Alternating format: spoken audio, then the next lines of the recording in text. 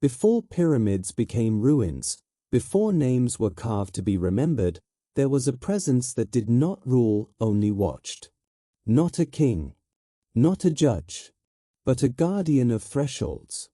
Tonight, we follow Anubis, the quiet god who stands where the world of breath ends and memory begins. He does not threaten. He does not promise reward. He weighs. He listens. He waits. As the heart is placed upon the scale, and silence becomes heavier than gold, you are invited to walk calmly into the West, where every life is measured, and nothing hurried is allowed to pass. Good evening, and welcome back. Tonight, we return to ancient Egypt to meet one of its most enduring and quietly powerful figures, Anubis. Even among the many gods of the Nile, his image stands apart. A god with the head of a jackal, a watcher of tombs, a guide of souls, a presence at the threshold between what breathes and what no longer does. To the ancient Egyptians, Anubis was never merely a symbol of death. He was something more careful and more necessary. He was the guardian who ensured that death was not chaos. He was the judge who made sure the journey beyond life followed rules. He stood beside the funeral bier, oversaw the sacred work of mummification, and later, in the halls of judgment, watched as a human heart was weighed against the feather of truth. Protector and examiner. Comfort and warning held in the same steady gaze. In this episode, we will trace where Anubis came from, how his role changed across centuries of Egyptian history, and why, long after other gods rose and faded, his image remained fixed in the imagination of a civilization that lived with death as closely as it lived with the river. From the earliest pyramid texts to temples carved along the Nile, his presence repeats like a familiar name spoken in the dark. As always, I'm glad you're here.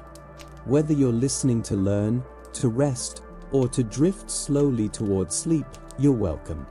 And if you like, let me know where in the world you're listening from and what time the night or morning has reached you. Now, let us begin. Evening in Egypt does not arrive abruptly. It unfolds like a ritual. The sun lowers itself into the river until the water seems to burn with copper and gold. Fields fall quiet. Tools are set down. The wind arrives from the west, cooler, drier, carrying the taste of salt, dust, and stone. Beyond the narrow band of green life fed by the Nile, the land changes its nature. Cultivated soil gives way to gravel.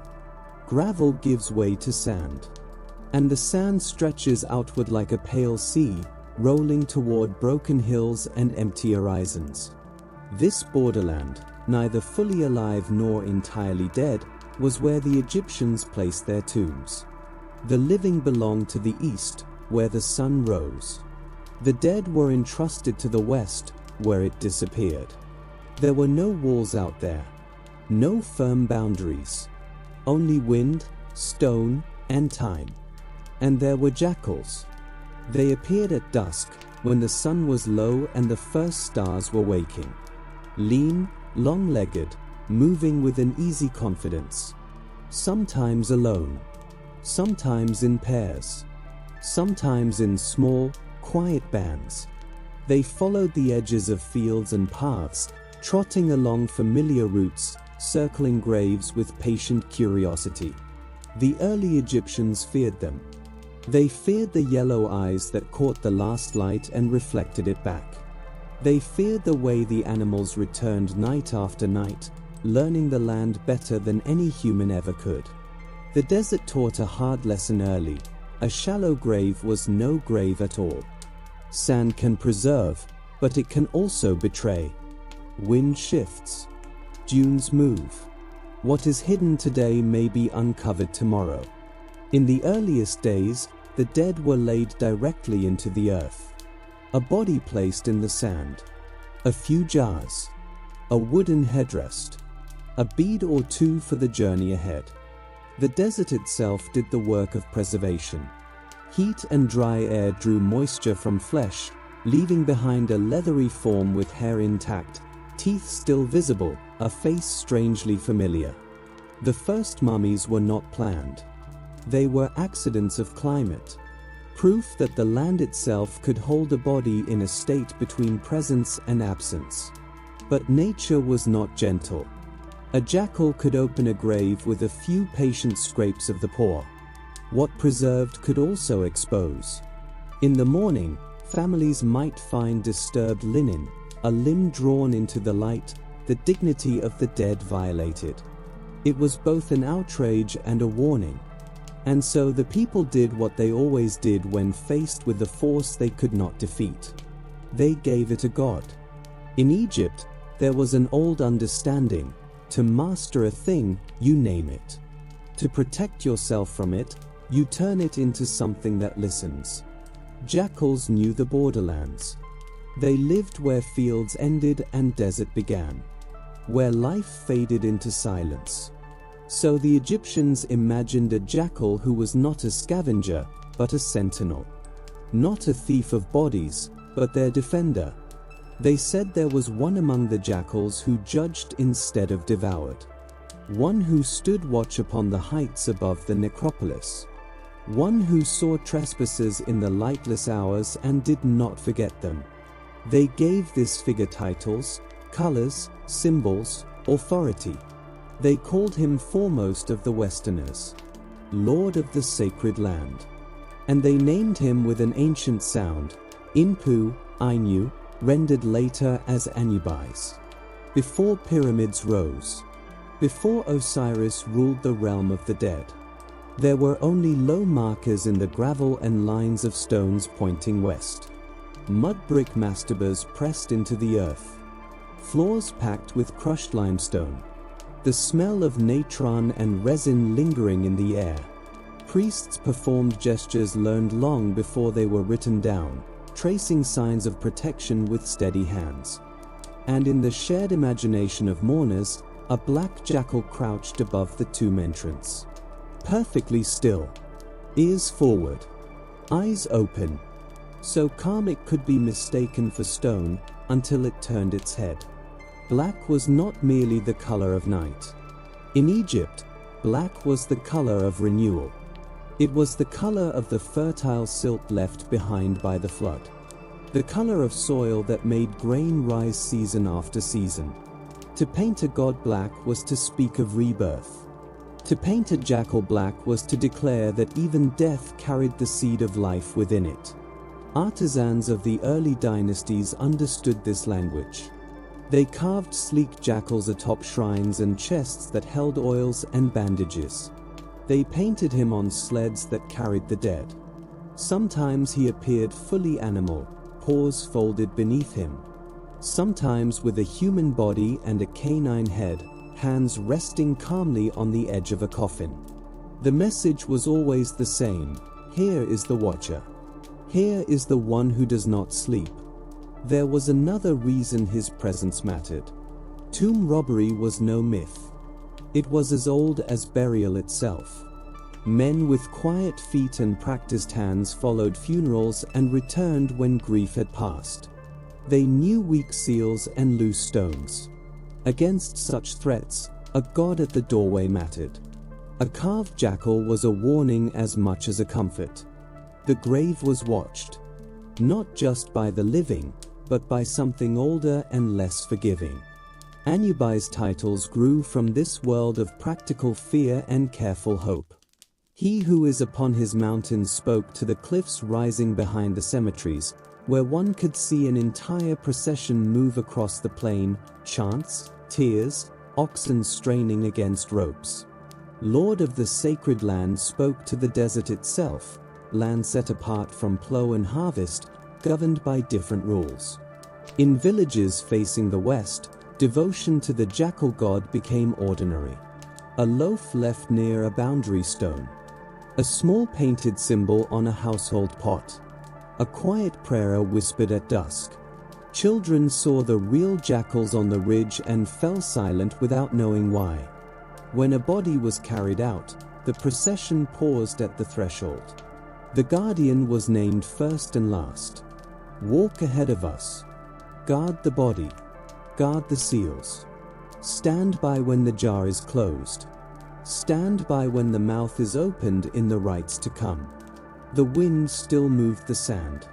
The stars still blinked over the hills. But in the shared belief of the people, Anubis stood there, facing it all. To live in Egypt was to live with the river before you and the desert behind you, with abundance and certainty bound together. A culture that knows this builds its gods from vigilance and skill. Anubis was shaped from watchfulness, from craft, from respect for boundaries. Archaeology gives form to what memory preserved. In early royal tombs, the jackal standard appears, simple, precise. In later chapels, a full figure rests atop shrine chests, linen sash at the neck, gold catching the light. Priests kept pigments close at hand, black for the body, gold for the eyes and collar. In lamplight, those eyes seemed almost alive. And in that quiet, steady gaze, Egypt found something it needed desperately: the promise that death would be guarded, measured, and remembered. Many who passed through those dim corridors felt a subtle shift in the air, as if something had stirred and then chosen stillness again. They lowered their eyes out of instinct, not fear exactly, but courtesy. In Egypt, one did not stare too long at a guardian. To look was to acknowledge, and to acknowledge was to accept that one was being measured in return. In this way, the jackal ceased to be only a prowler of graves. In the mouths of the people, and then in their prayers, he became a shepherd of the dead. The creature of the boundary was elevated into the lord of boundaries. Fear was not denied, it was refined. Dread was not erased, it was disciplined and shaped into ritual. From the sound of paws moving patiently over gravel rose a god who could stand against the night itself and keep the dead where they belonged. From the desert's hunger emerged the first deep conviction that a body might be protected by more than stone and seal. It could be protected by vigilance, by the promise that someone, somewhere, was watching. Egyptian myths do not arrive like strangers knocking at the door. They come up the river in familiar boats, step ashore wearing faces already known, and speak in voices that sound like memory. So it was with the birth of the Jackal Lord. The story opens on a night when the water lay quiet and dark, when the reeds of the delta whispered among themselves and a low fog clung to the marsh like a held breath. Tragedy had already taken root. Osiris, the green-skinned king who taught humanity how to farm, to measure land, to speak laws aloud and bind them with oaths, had been torn from his throne. His brother Set had woven schemes within schemes, and Egypt had tasted betrayal for the first time. Isis, faithful wife and tireless seeker, walked the riverbanks by starlight. Her veil was drawn tight, her sandals soaked, her eyes fixed on the water that had taken what she loved. Egypt told this story more than once, because Egypt believed truth was strong enough to survive repetition. In one telling, quiet, shadowed, heavy with secrecy, Memphis, sister of Isis, had lain with Osiris in a moment of loneliness and longing. The child born of that union could not be raised openly in a house where Set counted every shadow and mistrusted every breath. Memphis, trembling with fear, wrapped the infant in linen and left him hidden among the reeds, where water birds nested and the mud breathed its sour, living scent. Then she turned away, not from cruelty, but from terror. The marsh keeps many secrets, but a crying child is not one of them.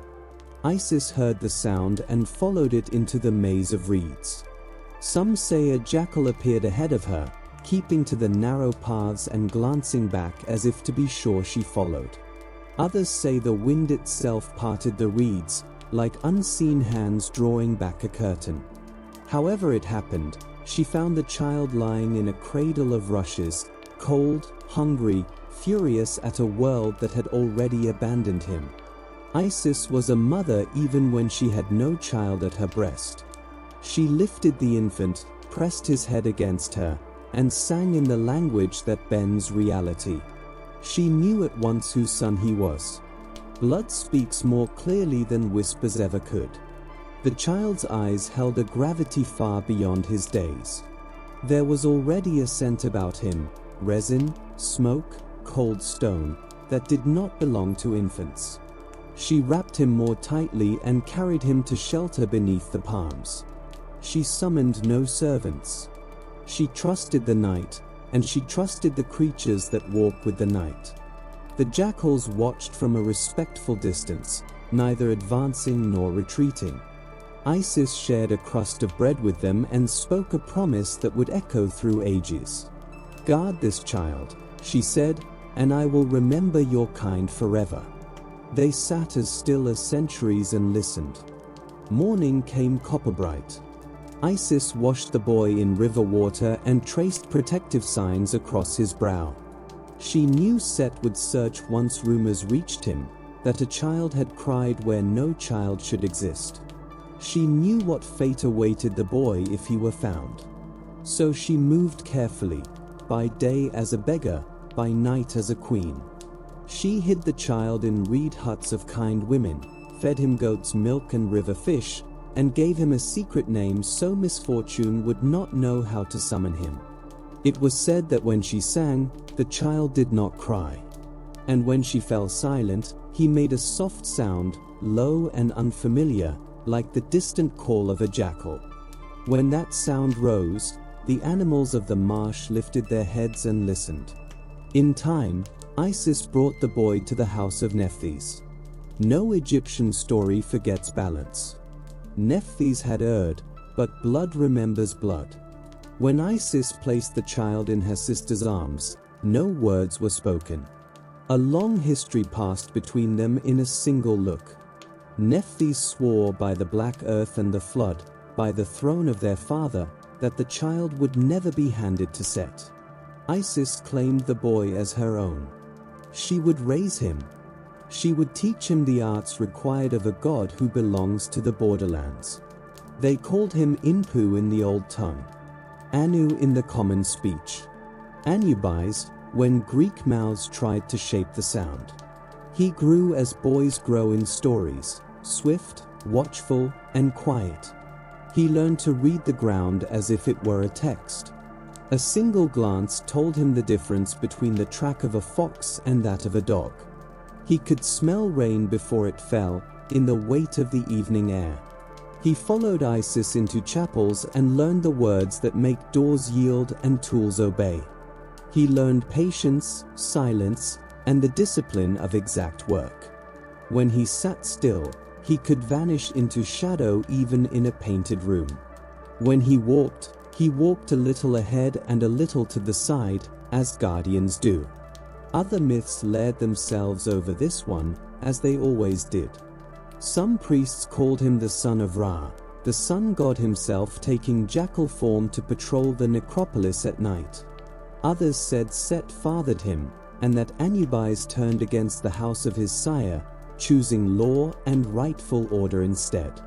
Still others held fast to the first telling, Osiris as father, Isis as mother, the jackal standing beside the hawk and the throne wherever judgment was passed. Egypt did not tear itself apart over these differences. All the stories served a single truth. This child belonged to the family that would bind death and make it serve order. There were signs, small and persistent. In the workrooms where embalmers boiled resin and mixed natron, a little jackal figure sat near the jars. Old craftsmen said that when the boy Anubis entered such rooms, the air cooled and the flies fell quiet, as if soothed by a charm. When he touched linen, it lay flatter beneath his fingers, scented faintly with cedar and myrrh. The craft of preservation seemed to recognize him before he ever claimed it. Whispers traveled the necropolis. Some said the boy once sat through the night beside a poor man's body when the family could afford no priest. By morning, the skin had tightened, and the face held a peace the living had not seen in years. When the sun rose, the boy looked up, and his eyes shone like polished obsidian. And always, there were the dogs. The dogs of Egypt were not pets. They belonged to no one and to everyone.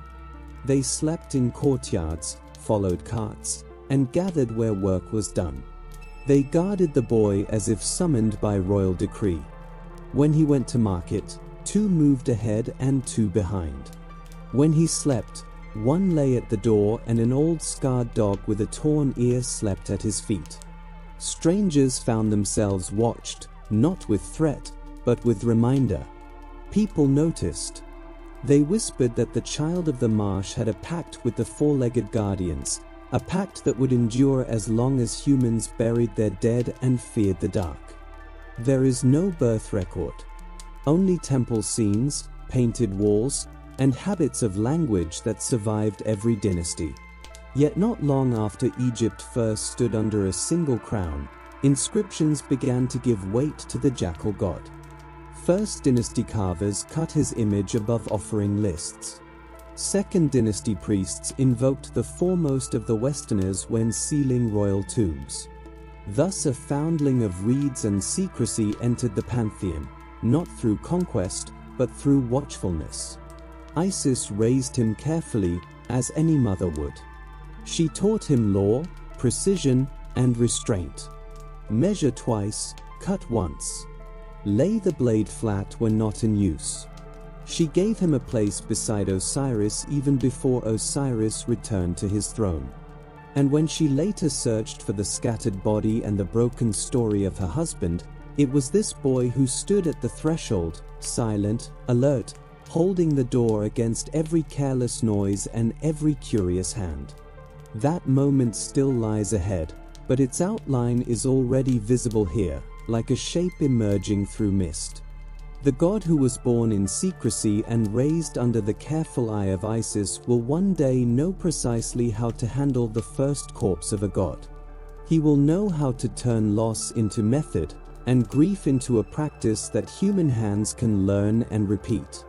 In this way, the origin of Anubis rests inside Egypt's larger sorrow like a steady lamp placed in a darkened chamber. His story begins not with triumph, but with absence. With a woman walking alone beside a river at night. With a child left among reeds. With a pact made between a goddess and the animals that haunt the edge of burial ground. It begins, too, with many names pointing toward a single truth. Border keepers are born on borders. The people who feared the animals of the cemetery transformed one of those animals into a god, and the gods themselves accepted the arrangement. The boy became the guardian of thresholds because he entered the world at one. He became lord of the sacred land because he was found where the living and the dead draw from the same water, but drink in different ways. The west bank of the Nile is a country of restraint and quiet. The river flows past with its green cargo of reeds and cultivated fields, but across the water the land rises into gravel terraces and pale cliffs, a face of the world that does not smile. This is where the sun goes to rest each evening. And for the Egyptians, all things that set belong to the west. When the earliest kings laid their bodies in brick-lined chambers and sealed them with mud and lime, the name spoken over the doorway was not yet Osiris. It was the name of the Watcher. It was Anubis. Before any throne was raised for a ruler of the underworld, before the green-skinned king came to govern the millions who dwell beyond the horizon, there was already a guardian who maintained order among the tombs. The oldest prayers preserve his titles like heavy keys cut from iron, foremost of the Westerners. Lord of the sacred land. He who is upon his mountain. The words carry the taste of dust and salt. They were shaped by generations learning how to keep a body whole in a land that punishes carelessness. When the first royal names were carved into ivory tags and stone seals, a jackal stood above them on the standard. When the earliest long corridors were painted and enclosed, A black hound lay alert atop shrine chests, ears forward, guarding the sleep of his charge. The west bank at Memphis spread its wide shelf of mastabas. Saqqara grew into a city of steps, its tombs rising and collapsing as dynasties came and went. Giza lifted its bright geometry toward the sky and drew the gaze of every foreigner who crossed the floodplain. Yet these pyramids were only doors. The ritual that gave them meaning was older, and it belonged to Anubis. Priests moved through cool chambers holding oil lamps steady in their hands, their pace deliberate, their breathing measured. They spoke the names of linen, natron, resin, and oil in slow, resonant lines that had to be spoken exactly as taught. This was not guesswork. It was not an experiment fueled by hope. It was inheritance. It was the memory of what the jackal god had demonstrated through patience at a beginning only the gods fully remember. Imagine the court of a dead king in the early age when stone first learned to speak with authority. The living descend into chambers scented with cedar, myrrh, and the sharp, dry breath of natron. In the innermost room, an image of Anubis crouches atop a chest holding the instruments of transformation, knives for careful cuts, tools for the opening of the mouth, and rolls of linen pale as fresh milk. The high priest wears linen that gleams like water in lamplight. At the edge of the right stand men bearing the title Servant of Anubis. It is a name with dignity. It declares that the bearer has learned how to move the dead without insult, and how to touch still flesh with the respect owed to a sleeping king. If the priest wears a spotted skin across his shoulder, it recalls a story the embalmers love to tell, the one in which the jackal god subdued the wild leopard and claimed its pelt as a sign that chaos would not rule the tomb. The people believed that Anubis governed the dead from the very beginning, not as a seated judge issuing decrees, but as a master of gates and an officer of order. In those early centuries, kings became stars. They sailed with the sun and hunted with the gods. And the one who guided them to their place was the jackal. The pyramid texts speak with a soldier's clarity. Rise, they say, and go with Anubis. He will take your arm. He will clear the path. He will place your foot where it will not slip in darkness. There is no poetry more practical than this. A journey was expected, and a guide was required. The guide did not change with fashion or dynasty. He was known by his color, his silence, and the firmness of his grip. Anubis justified his titles through habit rather than spectacle. He kept to the heights above the cemeteries and looked down like a shepherd counting a flock. From the ridge, he could see a funeral winding across the flats. He could follow the oxen pulling the sled, the men steering it carefully so the runners did not catch on stone. He could hear women calling the good names of the departed and men answering with vows of remembrance. He followed the dust of the procession until it settled. Where door beams were raised, where plaster dried, where seals hardened, he placed his presence like a seal of his own. At night, when only a light wind stirred the acacia leaves, the silence belonged to him. Every practical rule of burial served his law. The body must be washed and dried. The jars must be purified. The heart must be protected, because it will be needed again. The limbs must be arranged carefully, because the soul will one day try them on like garments. Each instruction carried a moral weight. Care was devotion. Precision was reverence. To work carelessly was not only a mistake, it was an insult, and insults followed a person into the West. The people believed Anubis did not forget. He did not roar or cast lightning. He wielded quieter power. He could withhold guidance in a realm where no one walks safely without a guide. And his rule did not end at royal stone. He belonged to the poor as much as to kings. A farmer burying his father in a low grave lined with reed mats still spoke Anubis's name and placed a small jackal amulet upon the chest. A traveler who died far from home was entrusted to the same guardian until proper ground could be found. A god who governs a work as universal as death eventually becomes the god of every household. Centuries passed, and the balance of the underworld shifted. The myth of the slain king, the grieving wife, and the son who restored order became Egypt's central promise.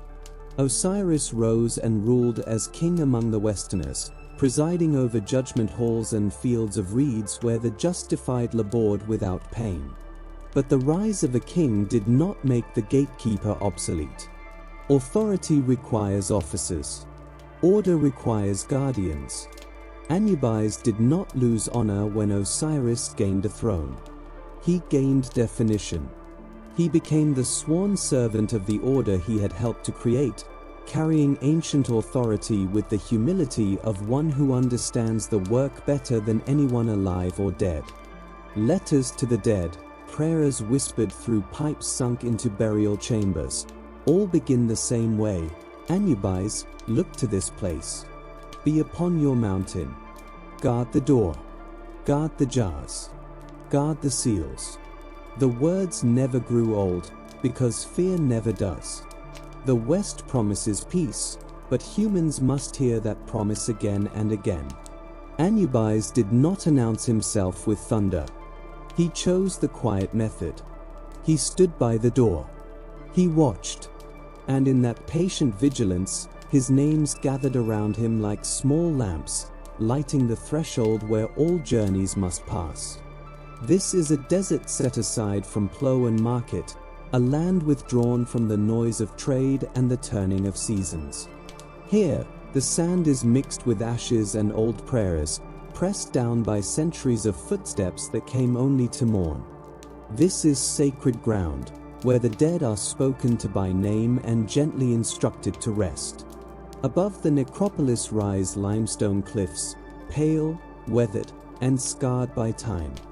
Upon their height stands a figure that does not move, yet watches all that moves below. A guardian on the mountain. Not a poet's image, but a function made visible. A declaration of where protection stands and what it has sworn to keep. Before the titles grew elaborate, there were names that described position and duty. Later came words shaped by craft and precision. He who is in the place of embalming. This phrase belongs not to myth, but to a room where copper bowls breathe resin into the air, where natron lies in white drifts like the only winter Egypt has ever known. The embalming chamber is a place of knives and linen, of steady hands and learned silence.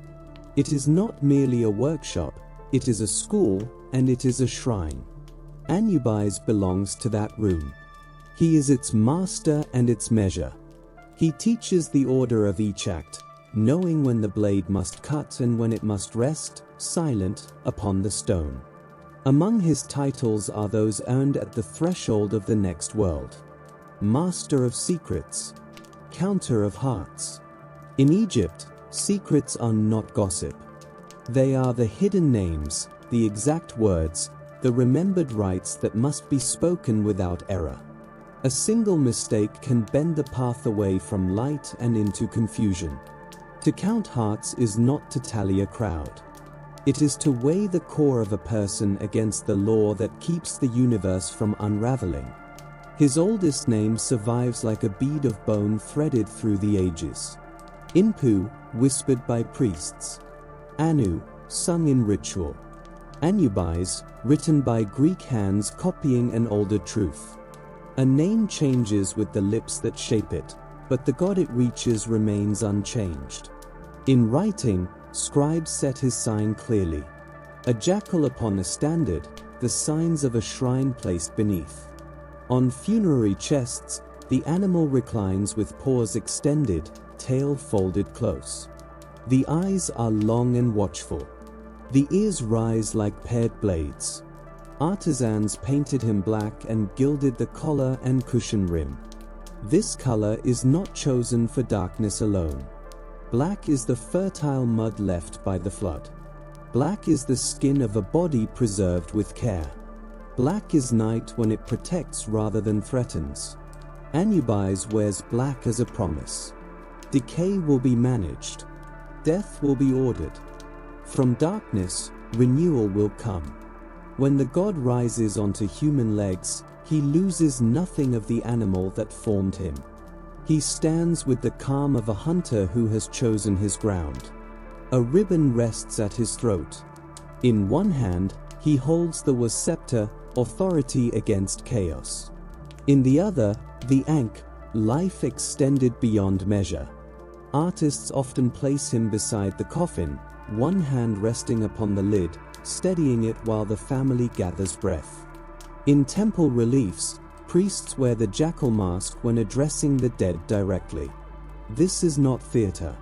It is an argument that gods and humans may meet if work is done in the proper order and respect is kept at every step.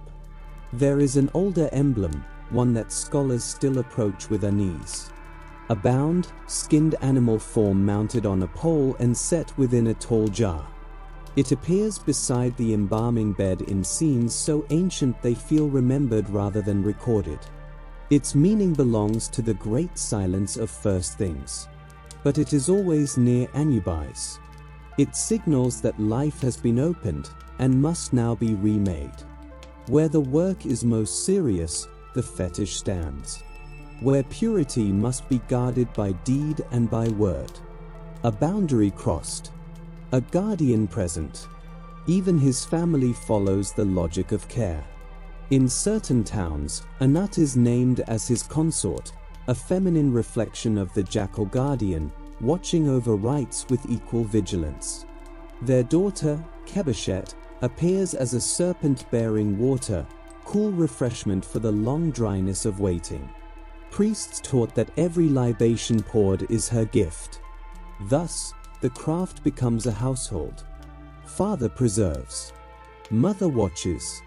Daughter cleanses. The dead are not treated as objects. They are kept as one keeps kin. Epithets bloom around Anubis like flowers around a well. Some are stern, the dog who swallows millions, a warning spoken without softness. Others are gentle, the good being, a guardian who forgives honest error. On Stele, petitioners choose their words carefully. They ask him to watch north and south, to stand at the tomb door, to remember the poor who could afford only a few strips of linen and a small jar of oil. Beyond statues, his presence moves. A wooden sledge carrying the mummy bears a small Anubis figure at its prow. A jackal painted on a chest roof declares protection. In painted halls, the scale waits, heart on one side, feather on the other. Anubis never rushes. He adjusts the beam with 2 fingers. He waits for balance. His precision is his beauty. In museums, where Egyptian dead rest behind glass, a strange calm settles on the visitor. Not horror, not cold, but order made visible. If one asks why a jackal should be a god, the answer pours like water from a deep jar. Because jackals knew the graveyards before men did. Because fear can be transformed into guardianship if named correctly and held with discipline. So Anubis stands in memory as he stands in 1,000 chapels. Ears forward, eyes alive, fur black as river soil after the flood. One hand upon the coffin lid, promising that the next breath, though taken in another world, will be taken in safety. There is no spectacle. There is a door. There is a watcher. And beyond that door, a land measured and ruled, where one may arrive with dignity because a jackal kept the path. He whispered that the crown should rest another way. Not loudly, not in anger, only as a thought shaped with care. He looked upon the king and measured him, not with rope or reed, but with patience. And in that measuring, he found what all living things carry quietly within them: mortality. From that single truth, a plan grew. Exact, balanced, as precise as a carpenter's drawing scratched into fresh wood. A feast was called. Wine flowed thick and sweet, heavy with honey and sun. The songs were old enough to belong to no single voice. Set's house gleamed with lamps, and the guests wore broad collars that flashed like fish turning in the Nile's light. Laughter moved easily through the hall. At its center stood a chest, so perfect that speech thinned around it. Cedars had given their straightest grain for its sides. Lapis and carnelian winked at the edges like small, watchful stars. The lid lay smooth and still, as if already certain of its purpose. Set raised his hand. He said that the chest would be given to the one it fitted exactly, as though a god himself had taken the measure. One by one, the guests lay down inside. There was laughter, gentle mockery. Each found it too narrow, or too long, or wrong in some small way. Then Osiris stepped forward. The hall quieted, not fully, but enough. The silence tasted of metal. He lay down. The air changed. The chest accepted him as if it had been waiting since the first tree was cut. In stories, lids fall with the speed of fate. So it was here. Set's men moved as one. The lid came down. Nails bit deep. Molten lead poured and sealed what breath remained. A king's life left him beneath scented cedar. Cries rose, but too late to matter. Torches flared. Confusion bloomed like smoke. The chest was borne out and placed upon a barge. The river received it without comment. Darkness spread through the hall like ink spilled from a broken jar. Set spoke no defense. He gathered only those faces that would later swear they had seen nothing. The current carried the deed away. The Nile knows its work. It bore the coffin north, through wide waters and narrow bends. Past villages busy with their own griefs and small joys. Past fields that would green again without knowing why. At last, the river met the sea. Salt and wind took hold. No one knows every mile the chest traveled upon the waves. Some say it found rest among the roots of a tamarisk at Byblos, that ancient city of trade and perfumes. They say the tree grew around it, slow, patient, protective, until the chest vanished inside living wood. The story crossed mouths and markets. The men of that coast cut the tree for a pillar so straight it could hold a palace roof. And so iron and wood made their own history. While this happened, Isis walked the delta. Her veil was closed. Her sandals were heavy with mud. Her voice was quiet with asking. Rivermen knew her without names. They pointed with chins and eyes. She followed the language of currents and the rumor of cedar on the wind. By day, she traveled as a beggar. By night, as a queen without attendants. Markets gave her bread. Women pressed her hands and did not ask the question that lived like a stone in every chest. At last, her path bent toward Byblos. The palace there smelled of cedar, purple dye, and old pride. Isis waited by the well until the queen came with her maidens. She entered the court with humility worn like a tool. The pillar spoke to her. There are gentle thefts in old stories. Isis asked for the beam in exchange for healing. The king, owing more than he understood, agreed. When the pillar lay full length in the courtyard, Isis placed her hands upon it and closed her eyes. She prayed in the language that moves the world a finger at a time. The wood opened like fruit. There lay the chest. No words passed between her and the king. She carried her sorrow away without witnesses and set the coffin upon a boat bound for Egypt. There is a room the color of quiet. The air there tastes of salt and cedar. The embalmers call it the pure place. Its floor is worn smooth by careful feet. Its walls remember every whisper. On a low stone table lies the broken king. Lamps burn with the steady flame of good oil. Natron waits in white drifts. Linen rests folded like pale hills under moonlight.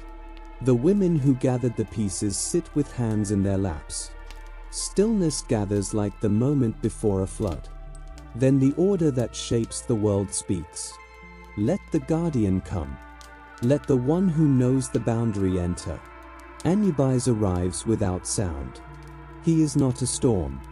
He is a craftsman who knows a tool by weight alone. Isis lowers her head. Nephthys steps aside, weary from vigil. Anubis stands beside the table. There is no fear in him, only stern mercy. His palm rests on the cold breastbone. The lamps seem steadier. What follows is both first time and memory. The body is washed until travel and death are removed. With a blade reserved for no other task, the precise cuts are made. What may corrupt is taken away. The heart remains. Thoth stands nearby with scroll and pen. He records. When words are needed, he supplies them. Horus comes and lends the strength of living air. Time in the pure place moves in circles. The body rests in Natron. Days pass. 70 become a sacred count. When the work of drying is done, Anubis returns. Bandaging is not wrapping. It is laying truth upon truth. Amulets are placed where meaning directs. Resin seals the layers. At last comes the rite that turns silence into breath. Anubis touches lips, eyes, ears. He speaks to the organs resting in their jars. He asks Osiris to open his eyes upon the field of reeds. The air changes. When the work is finished, Anubis steps back. He inspects. He checks cords and seals and cushions. He looks to Isis, who has watched without breaking. He turns to Nephthys. Her strength has never been loud. It has been the strength of scaffolding, the kind that does not ask to be noticed, yet holds the entire weight of the work. A long breath passes between them. It carries relief. It carries the pale warmth of a first sunrise after floodwater finally withdraws. What followed became the foundation stone of burial for 1,000 years. Osiris did not wake to walk palace corridors again. He did not climb warm terraces or smell the river cooling the bricks at dusk. He woke instead into what his people called the West, a land that is both reflection and promise. There, a seat had been waiting for him since the first telling of stories. Upon it, he would judge and receive and grant rest. But to sit there, he required a body restored by expert hands. He required the work of the one who had taken a shattered god and made him ready for eternity. Anubis did not take a throne from this rising. He did not need one. He had already claimed his authority with his hands. From that moment, the order of funerals in Egypt changed, not abruptly, but as a river changes course, settling into its new bed as though it had always flowed that way. The same priest donned the leopard skin, remembering an ancient hunt, a punishment, and the taming of wildness in service of the dead. The lector priest stood nearby, papyrus in hand, intoning spells that keep a soul from forgetting its name.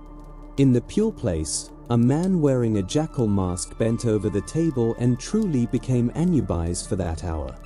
The way bit, the road of embalming, became a theater of memory and lore. Doors opened to the power of names. Knives cut, then rested exactly where they must. Linen crossed linen with a grace that even the poor could manage when love steadied their hands. Canopic chests displayed the 4 sons of Horus, faces men learned to love because they promised vigilance and care. Each jar received what the craft required. Each was entrusted to a guardian whose virtue matched the organ within.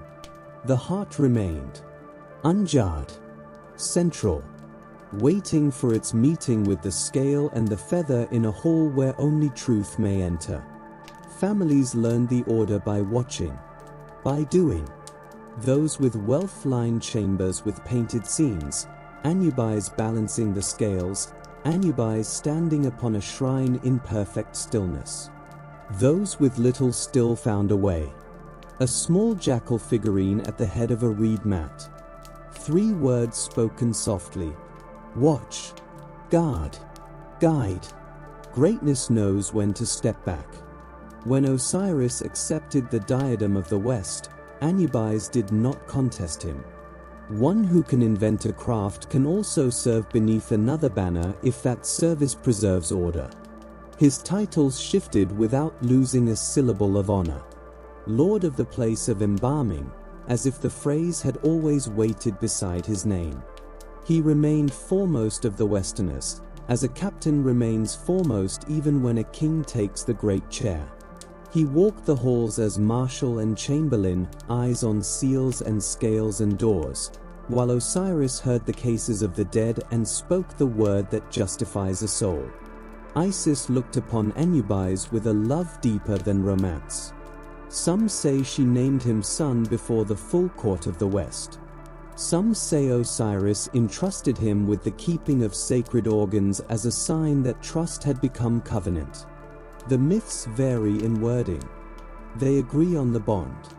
From that day, the house of Osiris and the house of the jackal were one in purpose. The craft matured into custom. 70 days became a number every child knew. Funerary sleds moved through streets with a small Anubis at the prow, as if the god himself drew the dead home. The priest in the jackal mask supported the mummy when it was raised upright for the final rites. The adze touched lips and eyes. Women sang laments that remembered the river search and promised that no one would be left uncollected again. Resin, pine, and myrrh filled the air, the scent of love doing its work beneath a hard sky. Children grew believing death was a craft, like boat building, and that every craft has a master who once saved a god.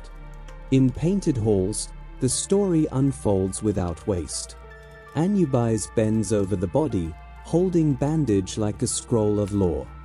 Anubis checks the balance while Thoth records and the devourer waits without impatience. Anubis leads the justified by the hand to a throne where green-skinned Osiris sits, calm and unyielding. These scenes form an unbroken chain. They speak to the eye and to the soul. Their lesson is simple, and it rescues the heart.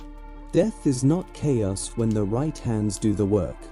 A people who believe this do not shatter when rivers fail or kings rise and fall. The jackal lord taught that lesson with linen and salt and the steady laying of palm to brow. He did not roar. He did not argue.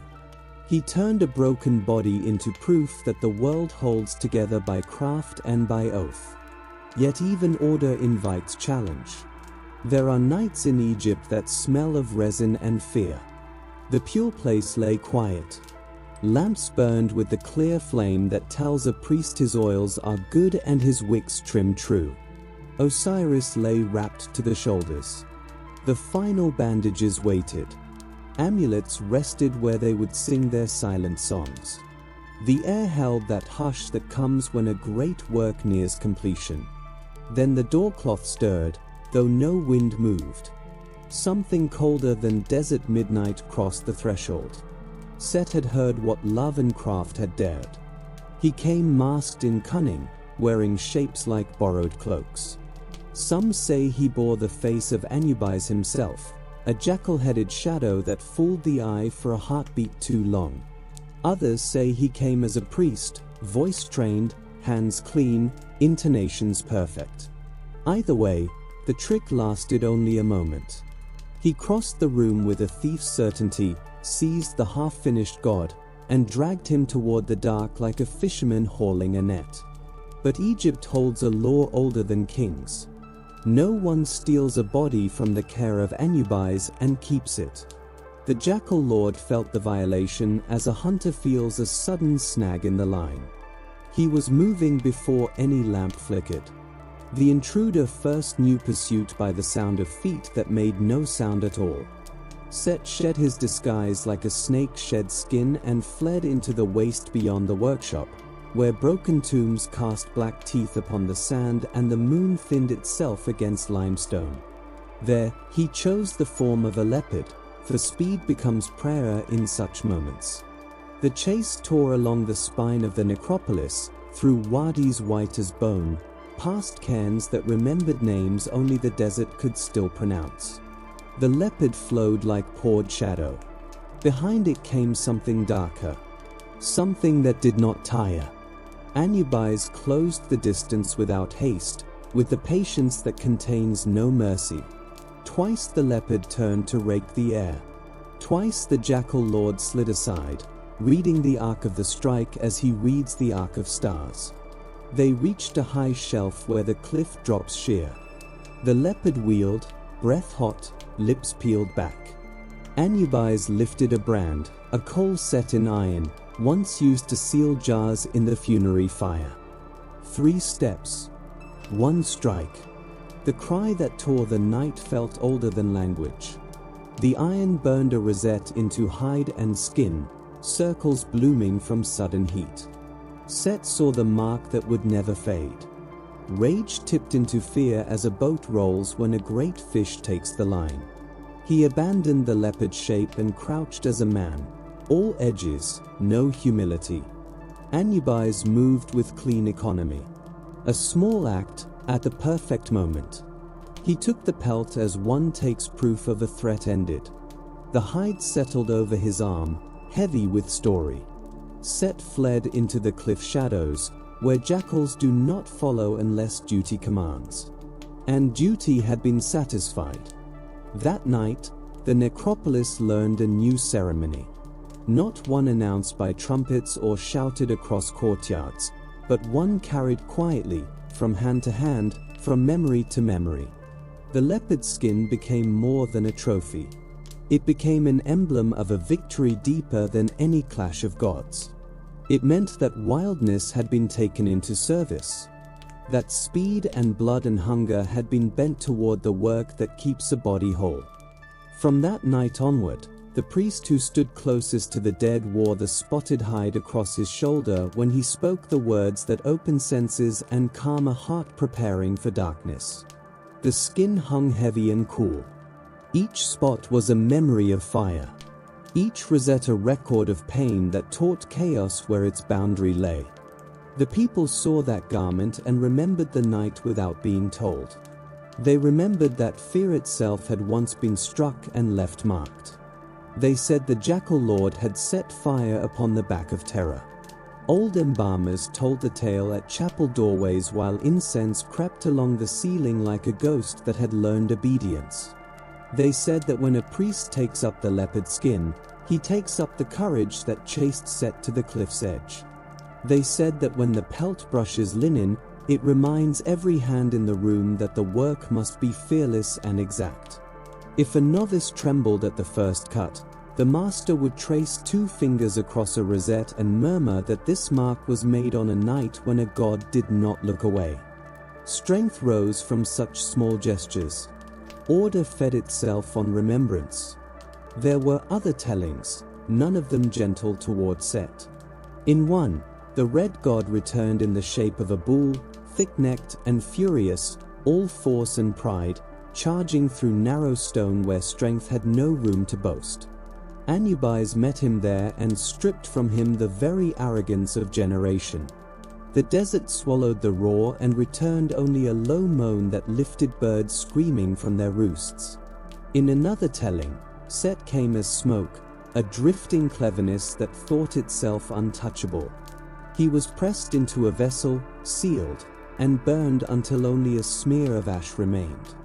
That stain was ground into an altar stone by the heel of a god who does not forgive trespass against the dead. The versions differ in shape, but they carry the same weight. They all say the guardian did what was required. They all say Osiris was kept safe because someone in that hall loved law more than quarrel. The priests did not repeat these stories for drama. They turned them into habits.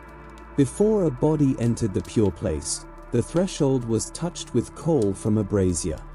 The mark, no larger than a thumb, faded quickly, but it told the room that iron had sung once and could sing again. When the leopard skin was placed upon the Sem priest, he bowed his head as a soldier bows when a blade taps the shoulder. When the procession moved toward the tomb, a wooden jackal rode at the front of the sledge. On its strap, a painted rosette glimmered, a reminder that the road ahead was guarded by a memory hotter than fear. Families felt the comfort of these signs. A mother who buried a son could stand in her doorway on the third day and look toward the low hills. If she saw a jackal pause on a ridge and turn its head once toward her, she accepted it as a message. The patrol is complete. The tomb has been tested. The dead belong to their rightful keeper. Stories traveled through villages. A thief who pried at a seal near dusk heard a soft stamp behind him, the sound of a padded foot touching sand, and ran until his lungs burned like knives. Whether the tale ended in capture was never the point. What mattered was the knowledge that the West was not empty, that it had a warden, that authority there could sting. Later scholars would call the tale a parable, violence tamed for sacred ends. They would see in the leopard skin a lesson about redirecting fierce energies into care. The priests themselves would never have said it so neatly. They would have said what craftsmen always say. A tool that was once dangerous becomes an instrument in the right hand. The leopard that once leapt cattle walls now rests upon the shoulder of a man who speaks spells and steadies the dying. The lesson is practical. Bring every power you possess into the room where the dead lie, and make that power kneel. As for Anubis, he took no crown from that night. He did not require one. The work completed beneath his gaze spoke for him. The pelt marked with fire spoke for him. The quiet of the necropolis after the lamps dimmed spoke for him. In painted halls, where scenes of judgment and embalming still whisper after 3,000 years, the jackal lord remains composed. One hand rests upon the shrine. One gaze holds the room behind him. A curve of leopard spot glints on a priestly cloak like a star behind thin cloud. Stand upon the west bank at dusk and you will understand why the ancients called it sacred. The sun lowers into a copper bowl. Limestone cliffs drink the last light until they glow like old bone. The river darkens to iron. Palm shadows lengthen like fingers across threshing floors. From the fields comes the soft closing chatter of day, then a hush that feels rehearsed, as if the land itself knows its cue. Beyond the last green stalks begins the country of Anubis. The people named it the Western Land. In that place, a god keeps a long promise. The promise is written everywhere. On false doors, on offering tables, on small limestone stelae, the same words appear. Words every mason could carve without looking. An offering which the king gives and which Anubis gives. The formula feeds the dead with bread and beer and the warm breath of remembrance. But it does more. It binds the tomb to the jackal lord by contract. The dead ask the king to intercede above. They ask Anubis to stand guard below. Power in the east. Watchfulness in the west. In the early fields of Saqqara, mastabas lie low and heavy like boats stranded by a long tide. Their doorways pretend to be doors, and truly are, for those who know the rites. On the jams, the living are carved forever bearing jars and baskets, moving toward a table that never empties. Above them, often, a jackal stretches upon a shrine roof. He does not join the bustle. He is the still point. The long ear. The watching eye. This is how cultures draw reassurance. Workers come and go. Guardians remain. When kings hid themselves deeper in stone, and thieves followed them by night, Anubis appeared everywhere, on lintels, on magical bricks, on small wooden figures carried by patrol captains who swore by the dog of the West before taking their rounds. Across the river at Deir el Medina, the village of tomb builders, Men slept smelling gypsum and woke to arguments about tool edges and quotas. Their walls hold unguarded voices, sketches of Anubis in charcoal, drawn the way soldiers draw saints. They asked him to hold the gates while they worked deep in the hills.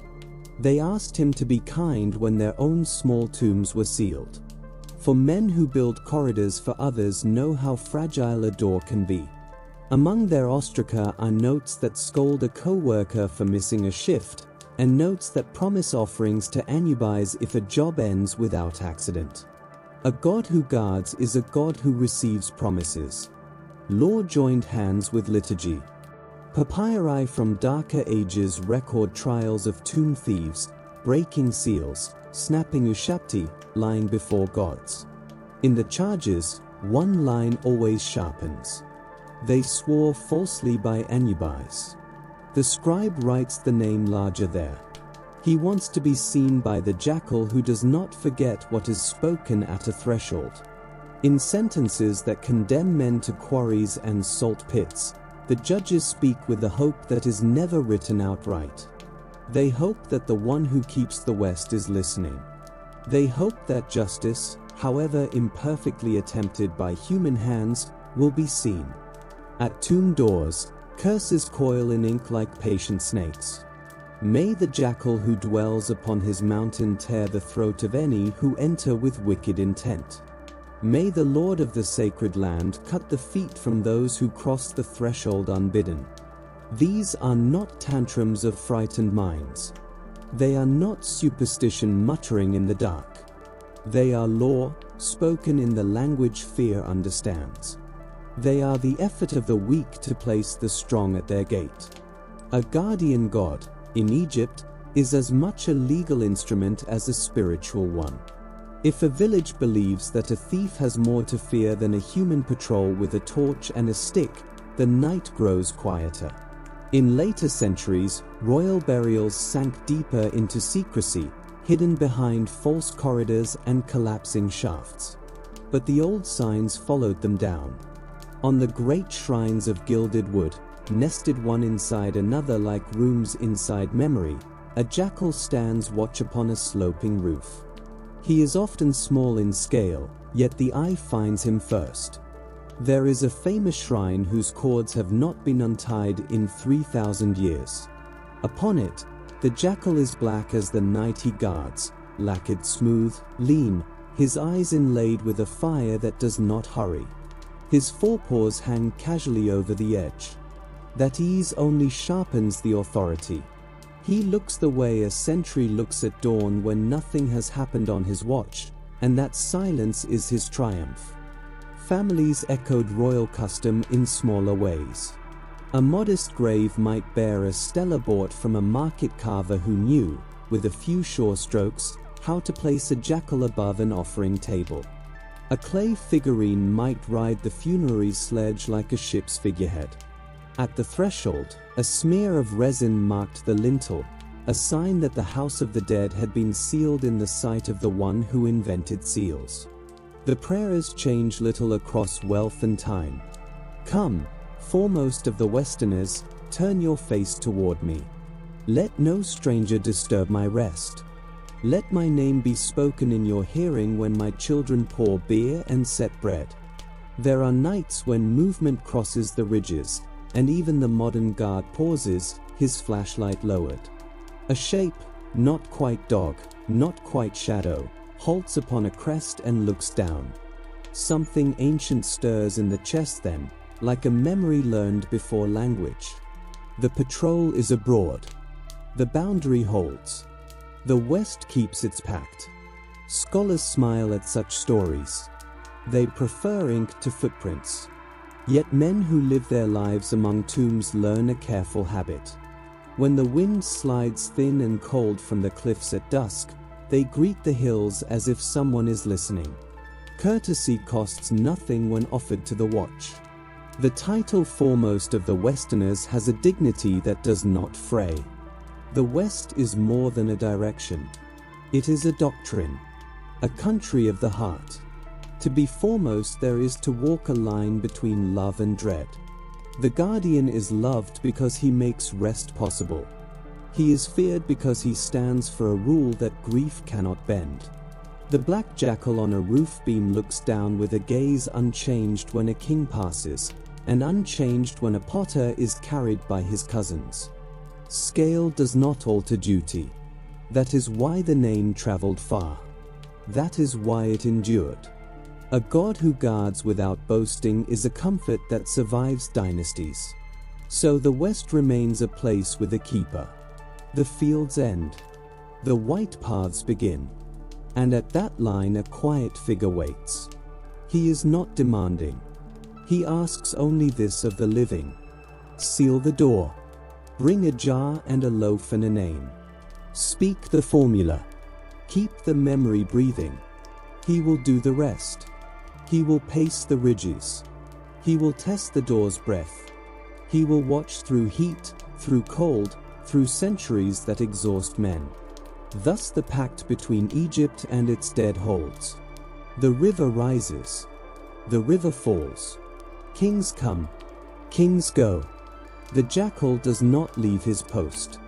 There is a hall in the West no living foot has crossed, and yet every living heart imagines. It is vast beyond measure and quiet in the way snow quiets a field.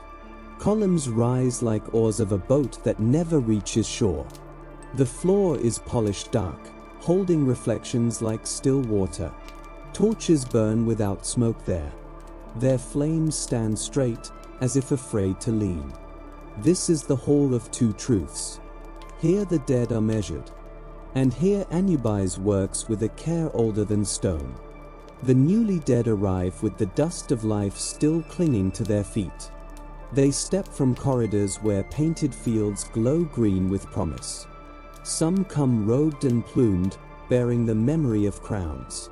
Some come wrapped in linen folded by hands that loved them. All lower their eyes when they hear the bronze whisper of the balance. At the heart of the hall stands the scale, a great beam with two pans bright as small moons. Its fulcrum bears the signs of order. Beneath it waits the jackal, leaned slightly forward, watching the needle as a hunter watches the horizon. Anubis does not loom. He is present. That is the stronger thing. A dark ribbon marks his throat against skin that gleams like polished obsidian. In his hand, a measuring rod that has never lied. From time to time, he rests a palm upon the beam, not to persuade it, but to know it. When he looks upon the waiting soul, there is no temper in his gaze, only attention. The hall learns quiet from that look. On one pan, Anubis places the heart, seat of memory, house of intention, the book written in breath and daylight. On the other, he sets the feather of Ma'at, law, balance, rightness made light. The feather teaches this: the right life is not heavy. Around the hall sit the 42 assessors, one for each district of the land. They are not tyrants. They are librarians of conduct. To one side stands Thoth, ibis-headed, palette-ready, recording without haste, without mercy, without spite. Nearby crouches the devourer. Crocodile, lion, river beast in one, a mutt waits. She does not argue. She does not hurry. She eats only what fails. Before the weighing, the soul speaks. The negative confession rises, hesitant at first, then steady. I have not stolen. I have not slain. I have not falsified the beam. I have not withheld bread from children. I have not poisoned words against my neighbor. This is not performance. It is a mirror held in public. A final accounting with daylight. When the words end, the whole feels lighter, because truth, even when heavy, has been named. Somewhere a scarab over the heart, stone cool and dark, etched with a spell. It asks the heart not to betray its owner. It is not a trick. It is a kindness. Anubis reads it without contempt. He has seen men crushed by guilt and others float on indulgence. The weight he trusts is the one that answers when metal meets metal. The moment comes. The heart rests like a red stone. The feather lies like visible breath. Anubis steps forward. 2 fingers touch the beam. He lowers his head as if listening for a note. The hall could hear linen fall. The needle moves. It hesitates. It settles. If the heart rises to meet the feather, the air changes, like a season turning. Thoth writes, true of voice. The judges incline their heads. Anubis takes the hand of the justified and leads them onward. Osiris waits, enthroned, flanked by sisters who are wives and gods. Isis offers refuge. Nephthys offers counsel. Beyond them stretches a green plain that asks nothing and gives everything. Anubis does not intrude. He places the hand he holds into a stronger hand and withdraws, with the satisfaction of a master whose task has been done exactly right. When the heart sinks, the whole does not cry out. Justice does not shout. It simply ends. The devourer does not spring forward. She waits. She gives the beam a single breath to settle, the way a crocodile waits for the river to deliver what already belongs to its mouth. The beam does not lie. This heart is heavy. Heavy with lies spoken easily and forgotten too quickly.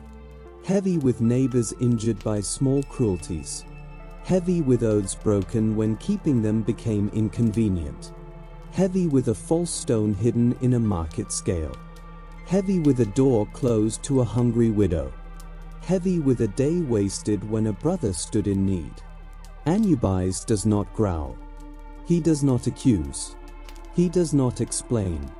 He tips the pan, gently, without ceremony, toward Amut. Thoth writes, the devourer eats. There is no torture, no spectacle, no drama for the sake of fear. There is only the end of a story that might have been written otherwise. It is mercy. The Egyptians believed that judgment is severe without cruelty. Wisdom in Egypt wore a stern face because the living still had hands and days in which to do better work. The funerary papyri placed inside elite coffins taught the same lesson. They were called the chapters of going forth by day, later named the Book of the Dead. Their spells are not shortcuts. They are reminders. They teach the names of gates, the correct greetings for guardians, the posture of respect. But they also teach the living how to measure themselves. Every shop scale in Egypt was a cousin to the one in the hall.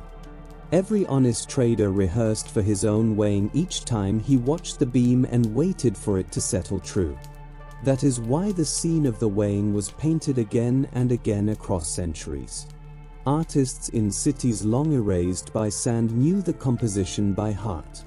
To the left, the dead approach. At the center, the beam tilts or balances. To the right, a green-faced god waits upon a throne, flanked by sisters whose veils resemble wings. Beneath the beam, the devourer waits, not foaming, not raging, only inevitable. Behind the beam stands Anubis. His hand rests upon the scale. The ribbon at his throat lies flat. Colors change. Styles soften or harden. But the calm remains. That calm is the lesson. The afterlife is not a riot. It is a courthouse with clean floors. In some scenes, the dead wear the great heart scarab and press a palm to their chest as if to quiet a witness. In others, Anubis turns his head just slightly to meet the eyes of the soul. That small movement, no more than a fraction, is the whole of compassion. In every version, the balance decides. Even a king whose tomb required a mountain cannot escape the feather. Rule was always bound to order. And Anubis guarantees both without preference. Why a jackal as judge and guide? Because a hunter understands silence. Because a watcher does not blink when the moment matters. Because a guardian who keeps graves safe from animals and men alike is the right guardian to keep truth safe from clever words and borrowed grief. The Egyptians did not imagine the cosmos as a playground. They imagined it as a place of work and of reward. Anubis belonged there the way a master builder belongs at the keystone. When a man in Memphis set a fair measure of grain upon a scale and brushed away a pebble that would have added false weight, he worshipped Anubis as surely as if he burned incense. When a woman in Ashut bit back a cutting lie, one that would have pleased her briefly and harmed another for years, she lightened her heart for a future hour under torches in a hall she had never seen. This is how myth becomes law that walks the streets. It would be comforting to say that all who hoped were found light. But that would be a lie unworthy of the hall. Egypt did not flatter its dead. It built judgment into the universe and gave it a god who could not be bought and could not be rushed. The comfort was never guaranteed pardon. The comfort was guaranteed fairness. The comfort was knowing that if the beam settled true, a hand would be offered, and if it did not, no gold or tears could tilt the scale. So the jackal-headed guardian keeps his watch where the feather lies. He listens to confessions older than kings. He reads faces better than any advocate. He frees the pin when dust clings to it. He steadies the beam with 2 fingers. He has stood there longer than time can be counted with reeds or notches on wood.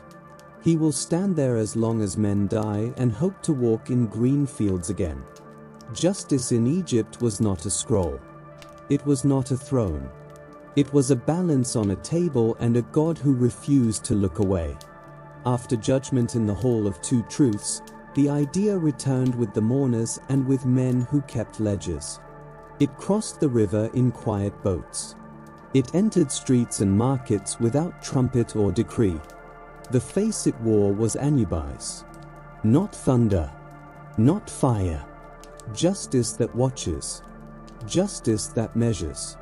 Justice that remembers. The word that held this world together was Ma'at. A small word on the tongue. A vast one in the mind. It meant truth. It meant proportion. It meant that a brick should be the size it claims to be, and a measure of grain should not hide a stone in its heart. It meant that a man who judges must know fear, and set his own heartbeat aside. Anubis lived at the center of that word. When a scribe painted the weighing on a tomb wall, he was not only showing a journey beyond death. He was painting the rule that gave weight to every contract and every oath spoken in a courtyard. The jackal by the scales was a warning pinned above the desk of the soul. In towns where chisels rang against hills, and in villages where women counted dates into baskets, the guardian's name worked like a plumb line. A trader in Memphis kept a small jackal figurine beside his weights. A carved bone feather lay beneath his scale. Each morning, before opening his doors, he touched it. When he trimmed a sliver from his own profit to make an account honest, he thought of a quiet hall and a needle that does not flatter. A tax collector who feared Anubis more than a governor left the extra handful behind. A foreman in Deir el-Medina might grumble and curse all morning, yet still count every tool at dusk and breathe the guardian's name as he signed the tally. Court records tell the same story. Breaking seals. Swapping good jars for thin ones. False witness before the gods. When the scribe reaches the final charge, he leaves space. They swore falsely by Anubis. For the thief, it is one more line of trouble. For the judge, it is the line that chills the stomach. A man who lies with the jackal listening will lie to anyone. Punishments followed, quarries, beatings, exile, the law cutting clumsily, as human law must. Above it all stood the promise that the careful God would weigh again without haste where bribes cannot reach. This guardianship did not live only in courts and markets. It lived in the heart. Egyptian philosophy preferred work to argument. Ethics were written into tasks. when a potter kept clay covered and damp, when a mason wetted stone to read its grain, when a midwife kept silence about a truth that would have shattered a home. These were offerings to Anubis. The gods are not blinded by ceremony. They see the man who returns a lost ring. They see the woman who admits a mistake while it can still be mended.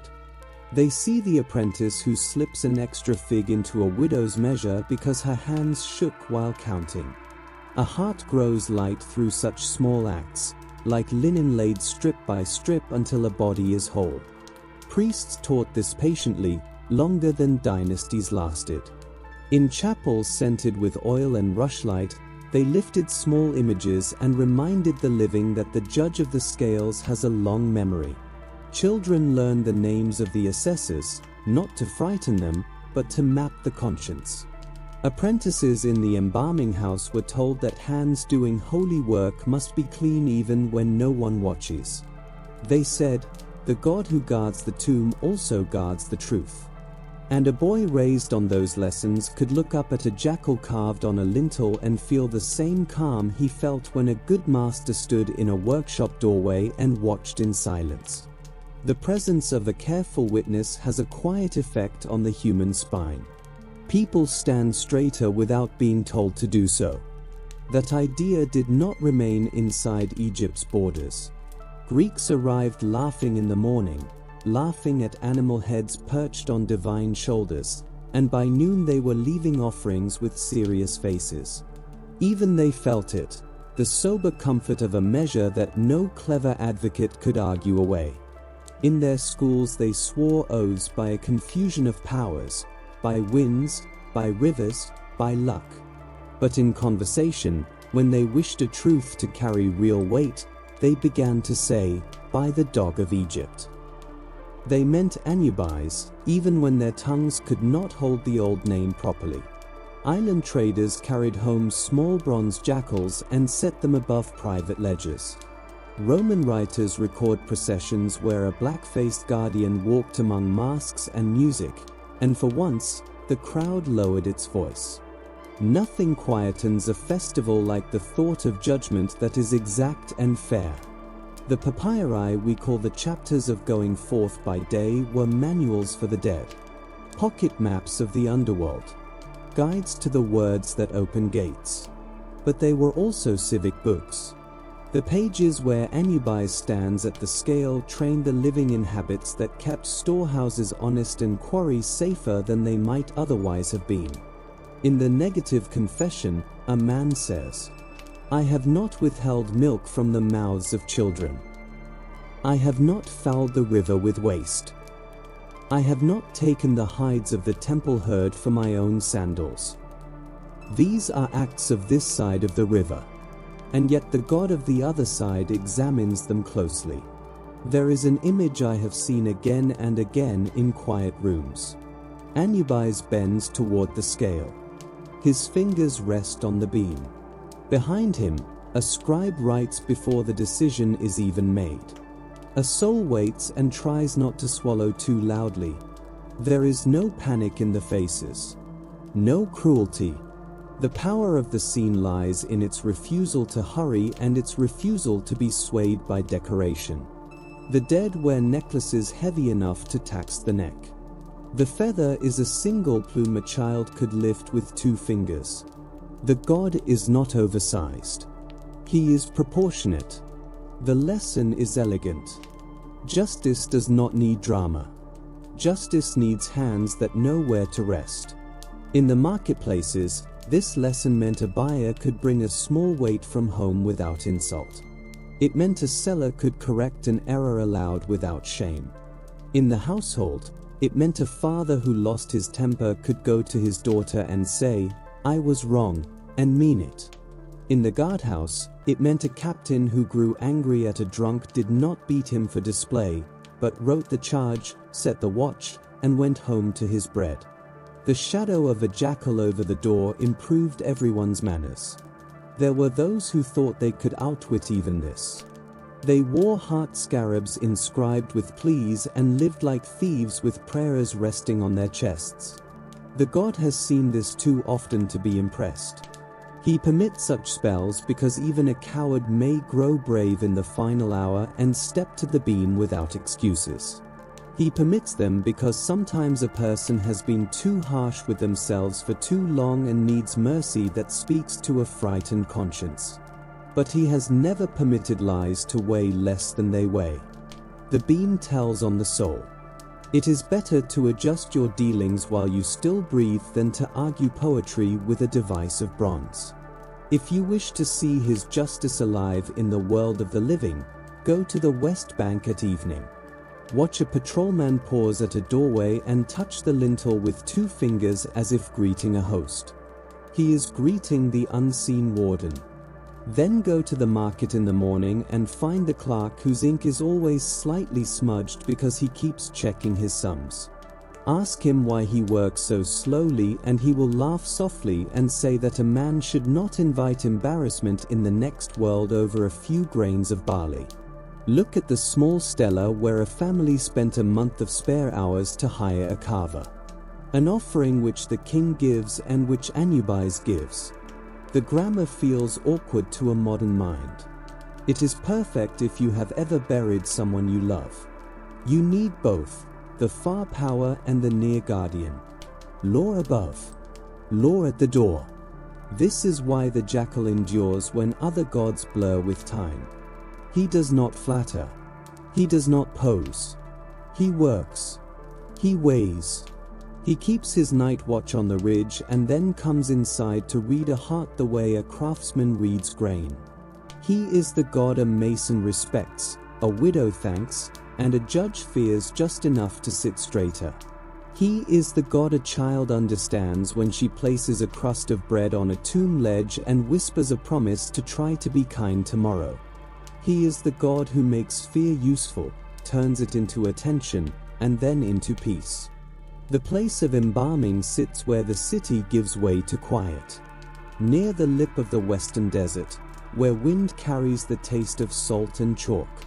The walls are mud brick, cooled by shade and by jars of water set into niches to sweat in the heat. Inside, the air holds layers of scent that do not quarrel. Pine resin, a forest remembered. Cedar, a shipwright's yard. Myrrh, sweet and slow. Palm wine, sharp as a clean blade. Natron lies in pale drifts along the floor, never quite erased. Lamps hang from pegs, their flames standing straight, because this is a room that takes even fire in hand. They call it the pure place. The lintel bears words that ask every visitor to leave quarrels behind. Apprentices step in barefoot, sandals dangling from one hand, setting them aside as they set aside pride. A scribe sits near the doorway, writing each name of those who come to work and those who come to be worked upon. On a slab of alabaster lies a body, washed and oiled. A citizen who once bargained over onions, laughed at festivals, and now waits for craft to return what the living must release. Tall jars stand open like waiting mouths. Copper bowls gleam. Blades rest in cloth like sleeping snakes. The Sem priest enters first. A leopard skin falls cool across his linen kilt, its spots like small eyes that remember a night when wildness learned its place. He is not a lord here. He is a foreman. The jackal mask rests in a cedar chest. He lifts it and holds it for the length of a breath.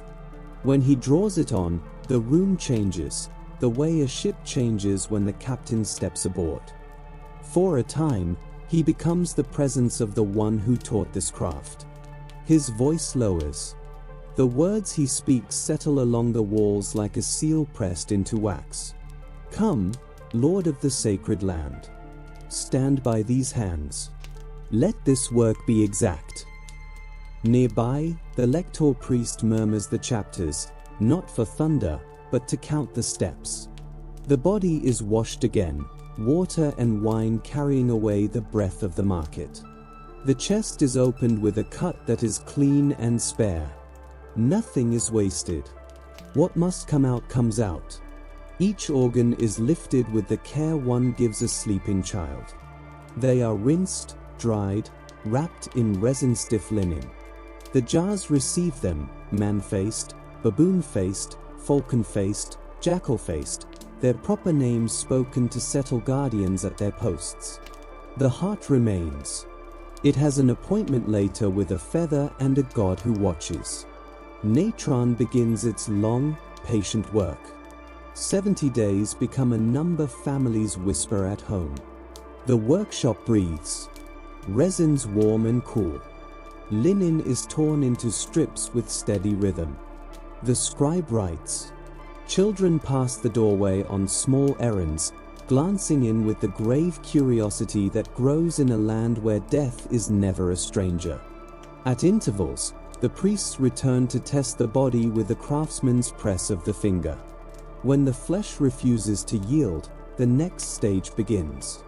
The wrapping is music. 2 men draw the linen taut.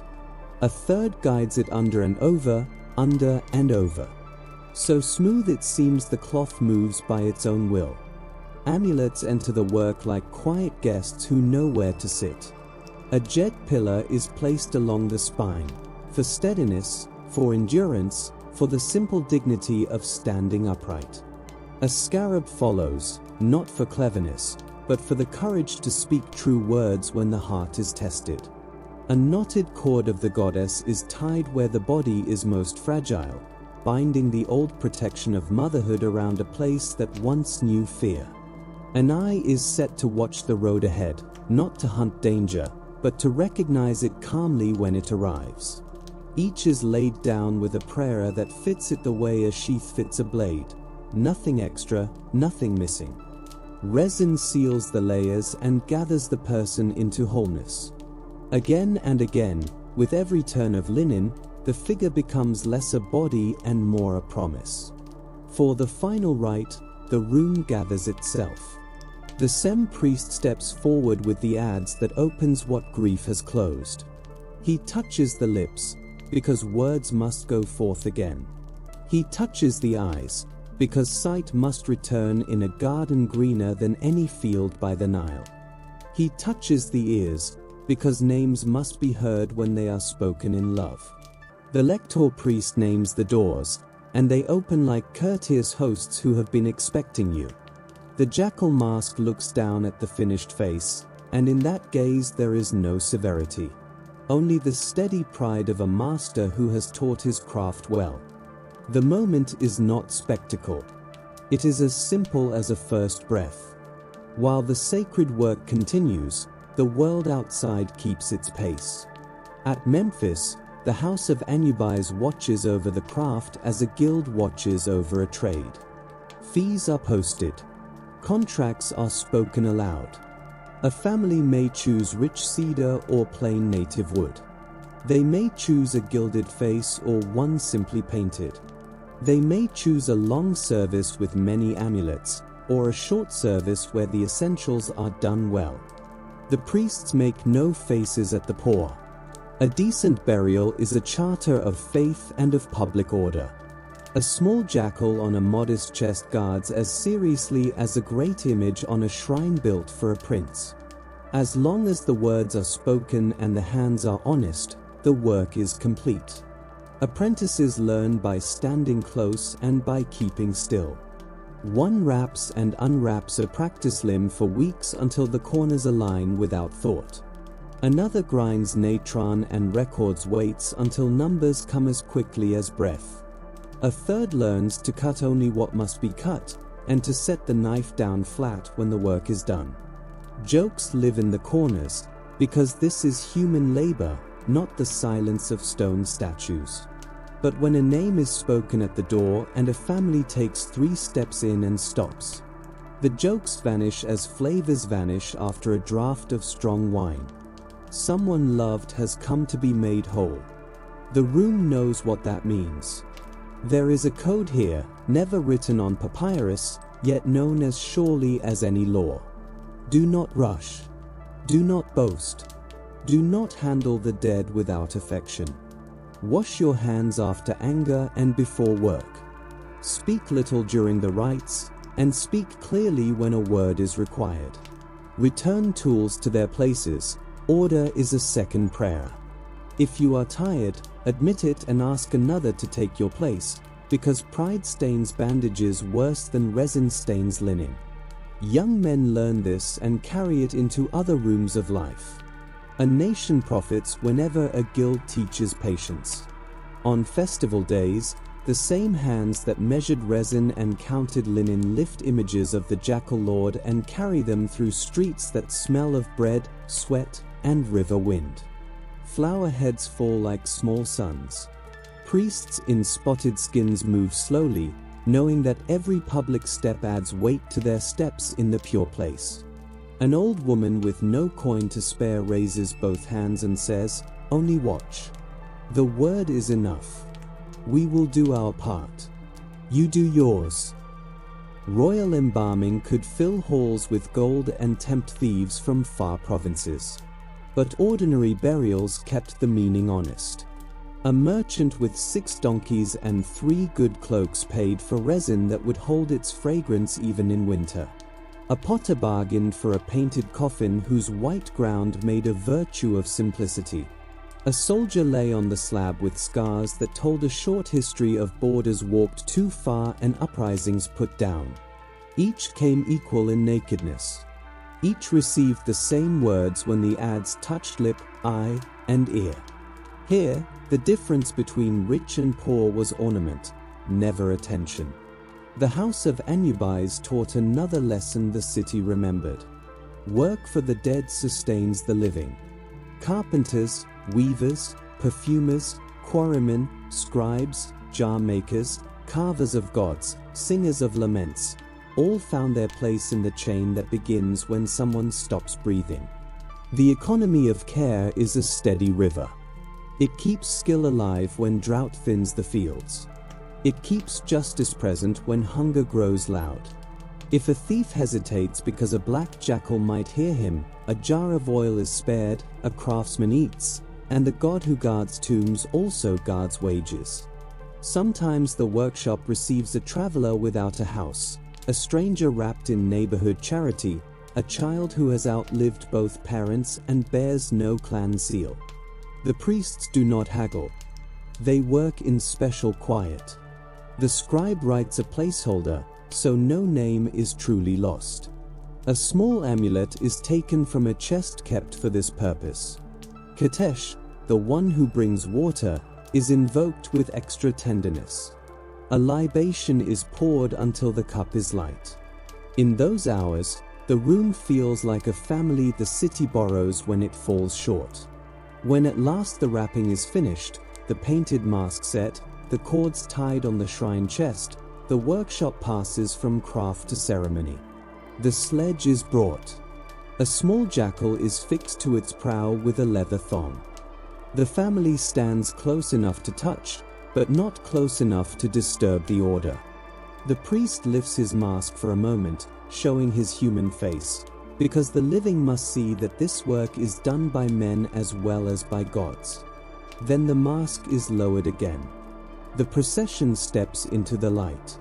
The lector's voice opens, changing from the measured cadence of the room to the fuller rhythm that loves open air. The road to the tomb begins. Behind them, the house settles its tools, its scents, its quiet, and waits for the next name. Egypt raised its greatest temples to the sun on the eastern bank. But the West kept a quieter network of houses and shrines where Anubis was master. They stood near necropolises and at the thresholds of holy deserts. Their courtyards were white with powdered limestone. Their lintels were darkened by countless hands asking protection without ceremony. Greeks who traveled the Nile called one such place the City of Dogs, a tidy translation of a truth the villagers already knew. There, the god was felt in the breath of the streets. You could hear him in the dusk chorus of stray dogs as the first stars appeared. You could see him in small roofed altars where a black jackal watched over a bowl of stew and a little beer set aside for the warden of the ridge. Sinopolis was not rich. It was faithful. That counts for more in the final measure. Across the land, near great cemeteries, the gods' presence gathered in unexpected forms. People treated dogs and jackals with a gentleness that surprises modern eyes. They fed them at corners that slowly became shrines. When one died, priests wrapped it in linen, remembering the great art in smaller bands. They placed it in narrow coffins with pointed ears and long muzzles, and set it in cool galleries beneath the necropolis. Each small bundle was a prayer made solid. Each represented a day's bread given up for trust. By torchlight, those catacombs looked like storehouses of faith, long walls of sleep entrusted to the same guardian who watches princes. In the houses of Anubis, the god's image was not always grand. Often he reclined as a simple jackal, carved in wood, painted deep black. His foreleg hung over the edge of a gilded shrine box. His eyes were inlaid with a light that knows patience. The carpenter rubbed the surface until the wood held the soft glow of riverstone wetted by dawn. A narrow ribbon hung at the throat, marking office without ornament. A small cushion lifted the chest, not to impress, but to give the posture of attention. The statue was modest in size, yet it commanded the room the way a good captain commands a ship, without raising his voice. People came early. They brought bowls of grain, bread still steaming in the chill of morning. They poured beer that carried the warm smell of barley and yeast. They burned kai and cedar, watching the smoke rise with the quiet confidence of someone who has tied a good knot and knows it will hold. Offerings were not bribes. They were conversation. A family arrived with a small pot of stew and a string of garlic. They said, "Keep watch tonight for our mother." A mason came with a jar of clear water and said, "Let my hand be steady when I carve the names." A widow came with a single fig and a promise to speak her husband's name aloud every week. She set the fig down with both palms, as if it were a jewel. The priests took their share, as was proper. The rest was given to the poor, or to the animals who wandered the courtyards, symbols, and citizens both. In the account books, the offerings read like inventories. In the courtyards, they felt like love letters written in the grammar of a kitchen. There were processions, too, quieter than those of the solar gods, but sure of their step. On chosen days, the image of Anubis rode upon a low shrine, carried by men whose arms did not shake. Spotted skins swayed in a slow rhythm. Children ran ahead, sprinkling water on the dust. Women cast flower heads that burst like small suns against the black lacquer. A lector priest walked beside the shrine, speaking blessings that named streets, families, and thresholds. At corners where thieves were known to gather and talk shop, the bearers paused. They turned the jackal's face toward the alley mouth. No words were needed. Shutters closed with the crisp sound of men who understood the message. Anput, the mirror of the jackal lord, the quiet hand at the beer, stood in her own corners of these houses. She received soft offerings, small beeswax combs, linen scraps for swaddling and mourning. People asked her to soothe the newly dead, and to steady the living left alone in rooms that suddenly felt too large. Nearby, a slender serpent goddess wound herself along the basins of ablution. This was Kebahut, the daughter who brings cool water. Embalmers spoke her name when they poured libations over linen, when they rinsed resin from their fingers. Mourners called her when summer heat pressed down on courtyards and grief thickened the tongue. They asked her to ease the thirst of the dead and the living both. Her altars were simple: a cup, a palm sprig, a painted curl of water that looked like music. Not every town could afford columns and treasuries. But even villages near the low desert kept a jackal stone, a knee-high stele with a quick chisel sketch of the god reclining on a roof. There, a man on his way to the cemetery could touch 2 fingers to the stone and whisper, "Be with me while I seal the door." There, a woman could place a warm cake and a mouthful of beer, and call a name into the west. The west was always listening. The god did not count clergy by number. He counted hands that worked with care. Devotion moved through plain channels. Pilgrims bought small jackal amulets of basalt or faience, tied them on cords, and wore them at the throat when traveling at night. Mothers tucked them into baskets where newborns slept, a reassurance against the old fear that the boundary between worlds is thin in the first week of life. Scribes painted the god on coffin boards in quick, loving lines. They were paid with bread, oil, and a promise of remembrance. Carvers sold simple false doors, the offering formula already cut, leaving a blank space for the name that would turn stone into a home. None of this made faith expensive. It made it durable. The priests themselves were not men who scorned the world. They ate, laughed when work allowed, married, raised children who learned either the craft or the field. Yet when a mask was lifted and a knife taken in hand, the room changed. They remembered the leopard-marked forebear, the god bending over the first mummy. They knew that a shrine is a workshop, and a workshop can become a shrine. It is a difficult lesson, but it keeps men honest when temptation waits behind a storehouse door, or when a cousin asks for a favor that would bend a rule. In one famous treasury, a jackal statue was set on a shrine for a king who died young. Cords were tied tightly around it. The ears stand like blades. The eyes follow every step with the patience no man possesses. The cords remain uncut. The message has outlived both sender and receiver. Do not try this door. The warden is on duty. In that single image, the cult of Anubis speaks its whole sermon. Faith shaped into wood, vigilance shaped into posture, threat transformed by craft into peace. Temple records list festivals with the quiet pride of bookkeepers who know they are feeding more than bodies. On those days, the city washed its face, wore its best collar. A priest addressed the crowd, retelling the stories that gave meaning to the spots on his cloak. Dogs that guard without being asked. A child found in reeds. A woman who sang him calm. Scales that do not lie. A field beyond the west where the lost may be met again, if only hands are kept steady at the weights. People wept without shame. These stories were theirs.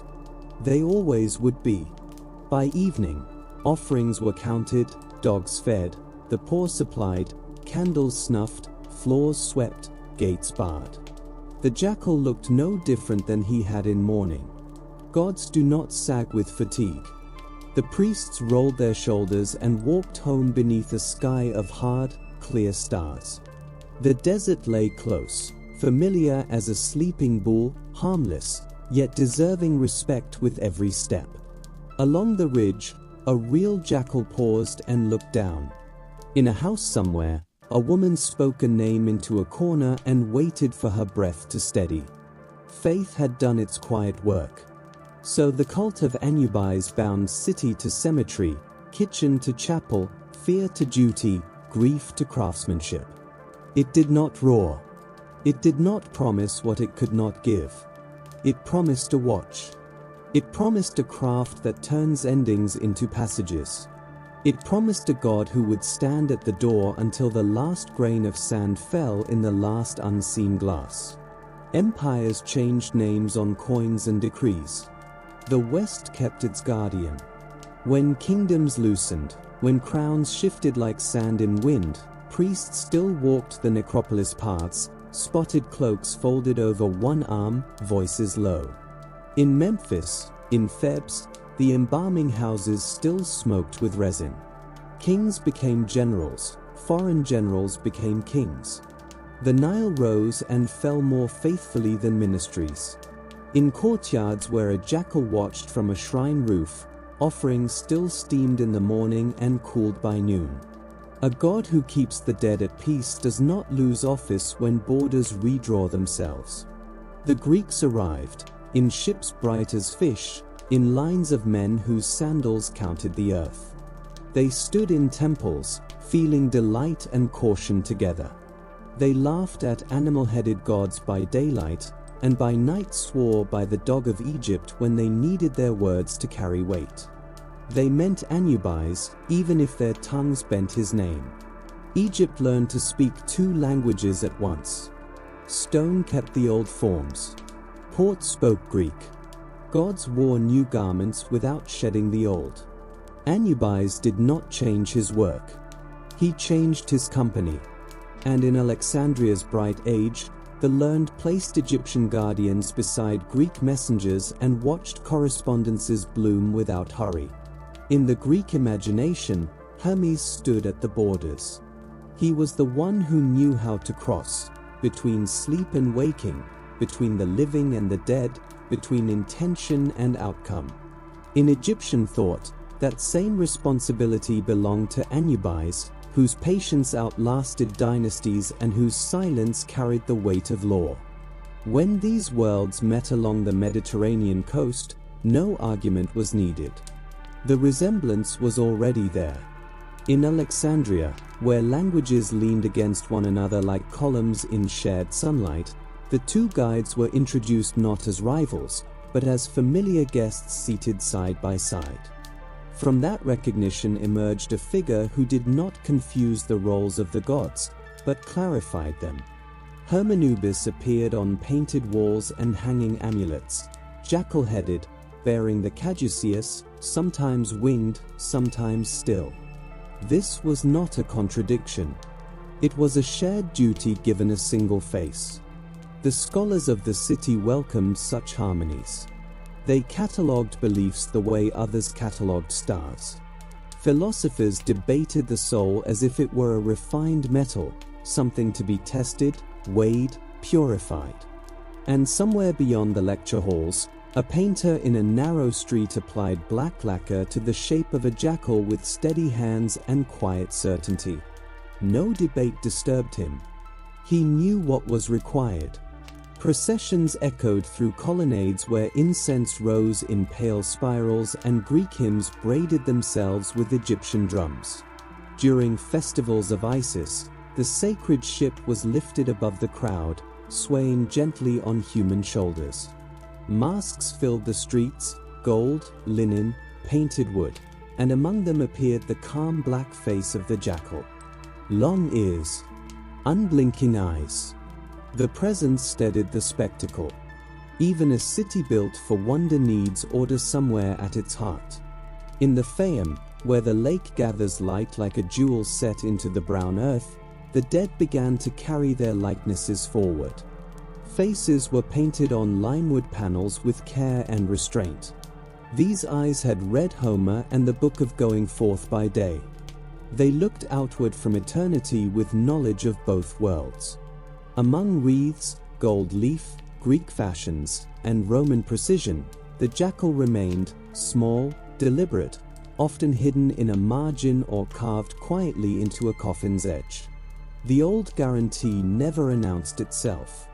It signed its name softly. Families fluent enough in Greek letters to carve an epitaph still tied a black guardian amulet beneath the wrappings, where no philosopher would see it. Only centuries later, under museum light, would the glaze reveal itself. Faith is often placed where no one is watching. Law followed belief into new rooms. Roman officials brought contracts, seals, and punishments, but they also inherited memory. In courtrooms far from the Nile, accusations of tomb theft were heard with a severity shaped as much by ancient custom as by imperial decree. Charge sheets spoke of broken seals, removed amulets, false oaths sworn by Anubis.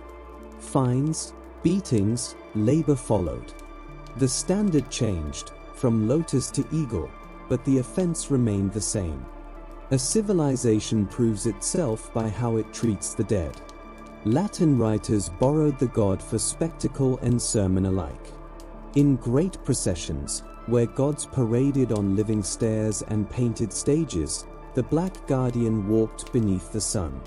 His face gleamed like smoked silver.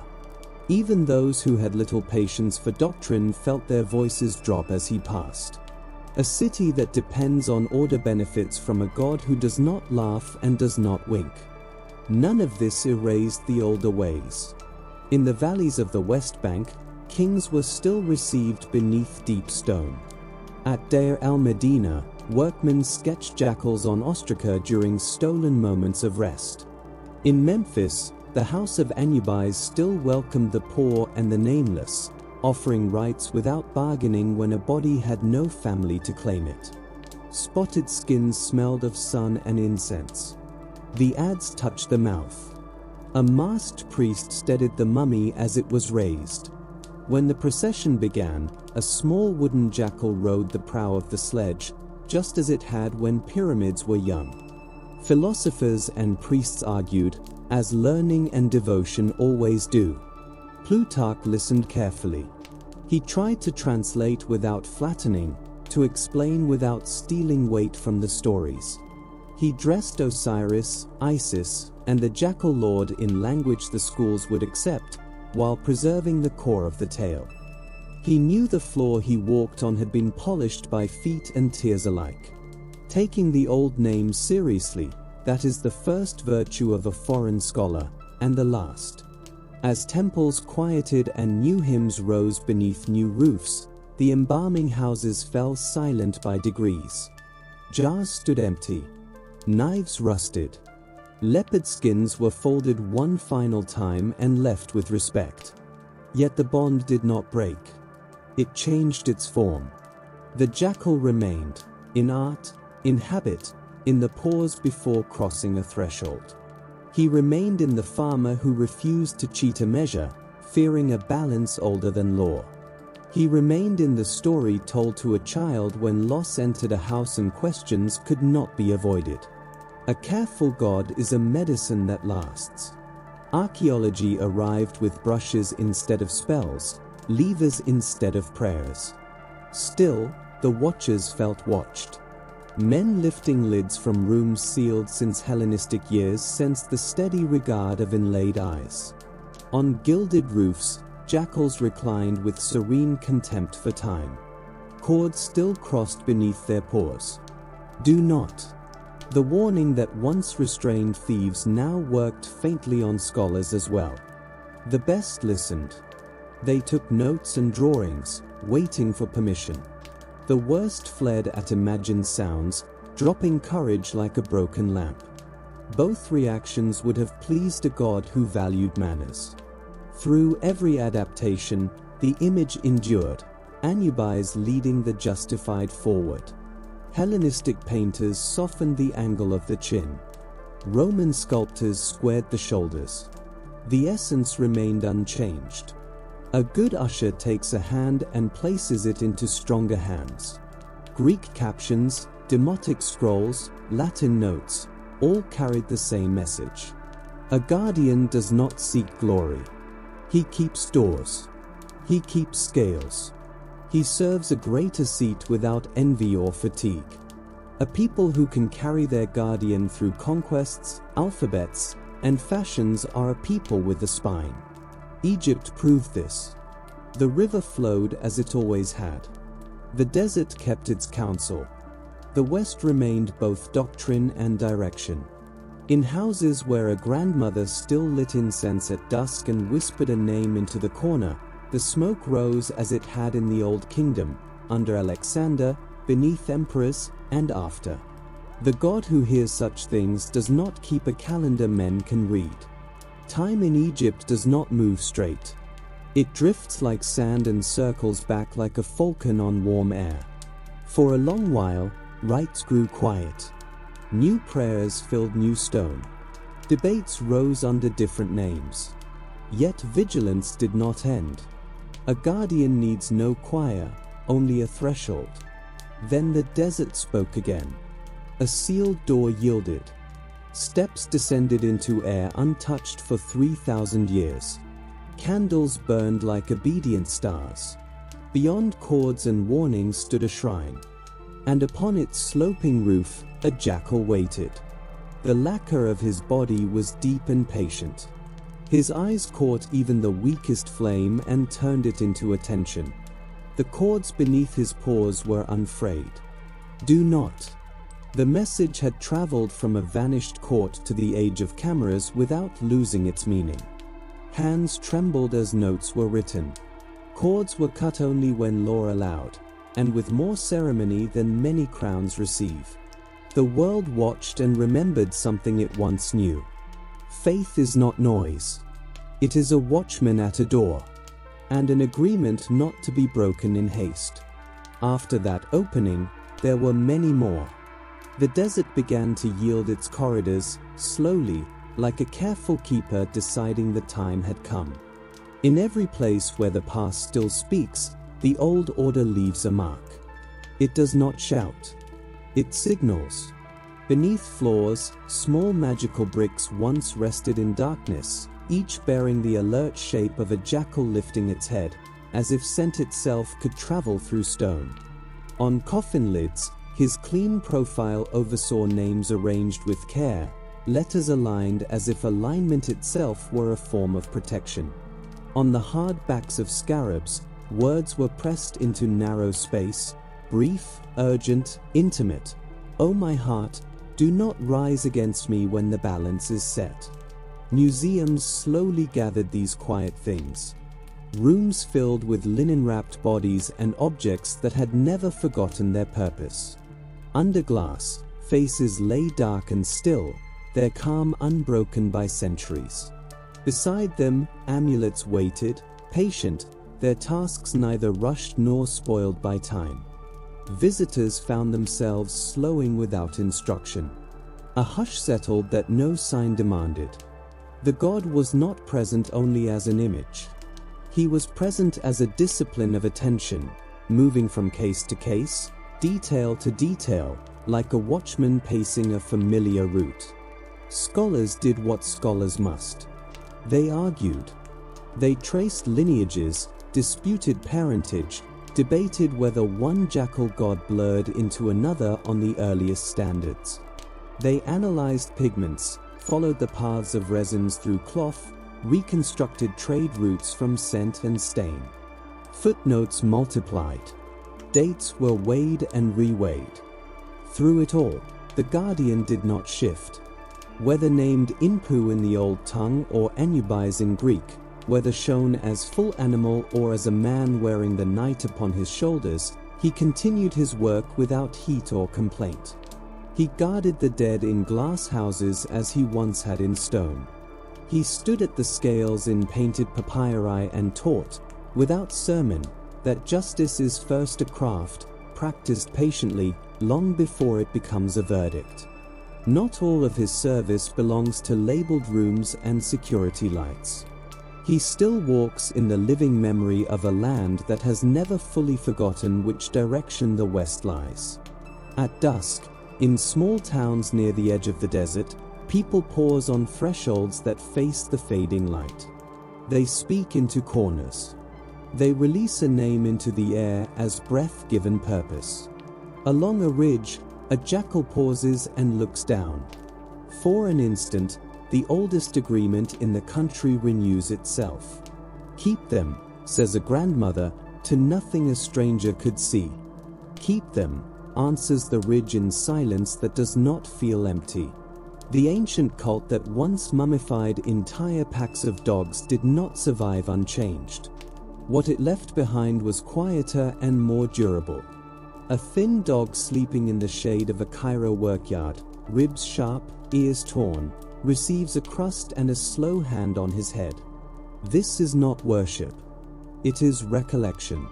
Beneath the names of saints and prophets lies an older layer of memory that insists the four-legged guardian deserves courtesy, for reasons too old to argue away. This is how civilizations endure. They conceal what must fade, and they protect, inside ordinary gestures, what they cannot afford to lose. Writers and artists have never stopped testing him. They place him on screens, on book covers, in stories meant to terrify or console. Sometimes they clothe him in armor and send him into battles that would have baffled his earliest priests. Sometimes they crown him king and forget that he has always been, at heart, a servant. Still, the core remains visible. Long ears sharp as blades. A gaze fixed precisely where it belongs. One hand on the scale. One steadying touch on the coffin. Even the loudest retellings cannot drown that posture. It survives like a melody beneath heavy drums. The most valuable lesson he carries forward is not a spell. It is a standard. The idea that the world holds together only when actions are measured and performed with respect. This lesson has never been more necessary than in cities that behave as if they are immortal. He reminds without preaching. Leave the workroom in order. Seal the door and do not return by night. Touch the lintel when you pass a grave. Do not take what was given for eternity and spend it on an afternoon. Keep your scale clean. Let the beam settle where it will. Help the widowed. Speak truth before force demands it.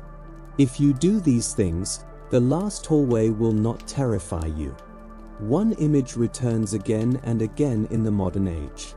A museum after closing. The guard has finished his rounds. Lights dim until each case holds only a ghost of itself. Outside, a bus coughs and moves on. Inside, a black form reclines upon a shrine. A single thread of light, slipping through a door not fully shut, gathers on the gloss of his back. He does not sleep. Gods do not sleep at their posts. Far away, people are burying their dead with unfamiliar prayers and unfamiliar tools. Nearby, a stray dog noses a paper cup and trots off, occupied with its own small life. Between these worlds, the old watcher holds the middle. He makes a broken world feel marginally less so. In the end, Anubis answers a question every people must ask. What keeps darkness from becoming disorder? Egypt answered with a craftsman in black, one who minds doors and balances weights.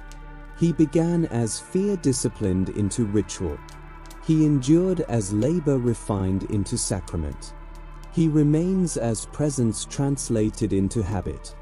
He has held his office longer than any king. He will hold it until the stars forget their roots. Among all the ways humanity has spoken to what frightens it, the watching jackal remains one of the clearest voices. He promises nothing he cannot keep. And he keeps more than he ever promises.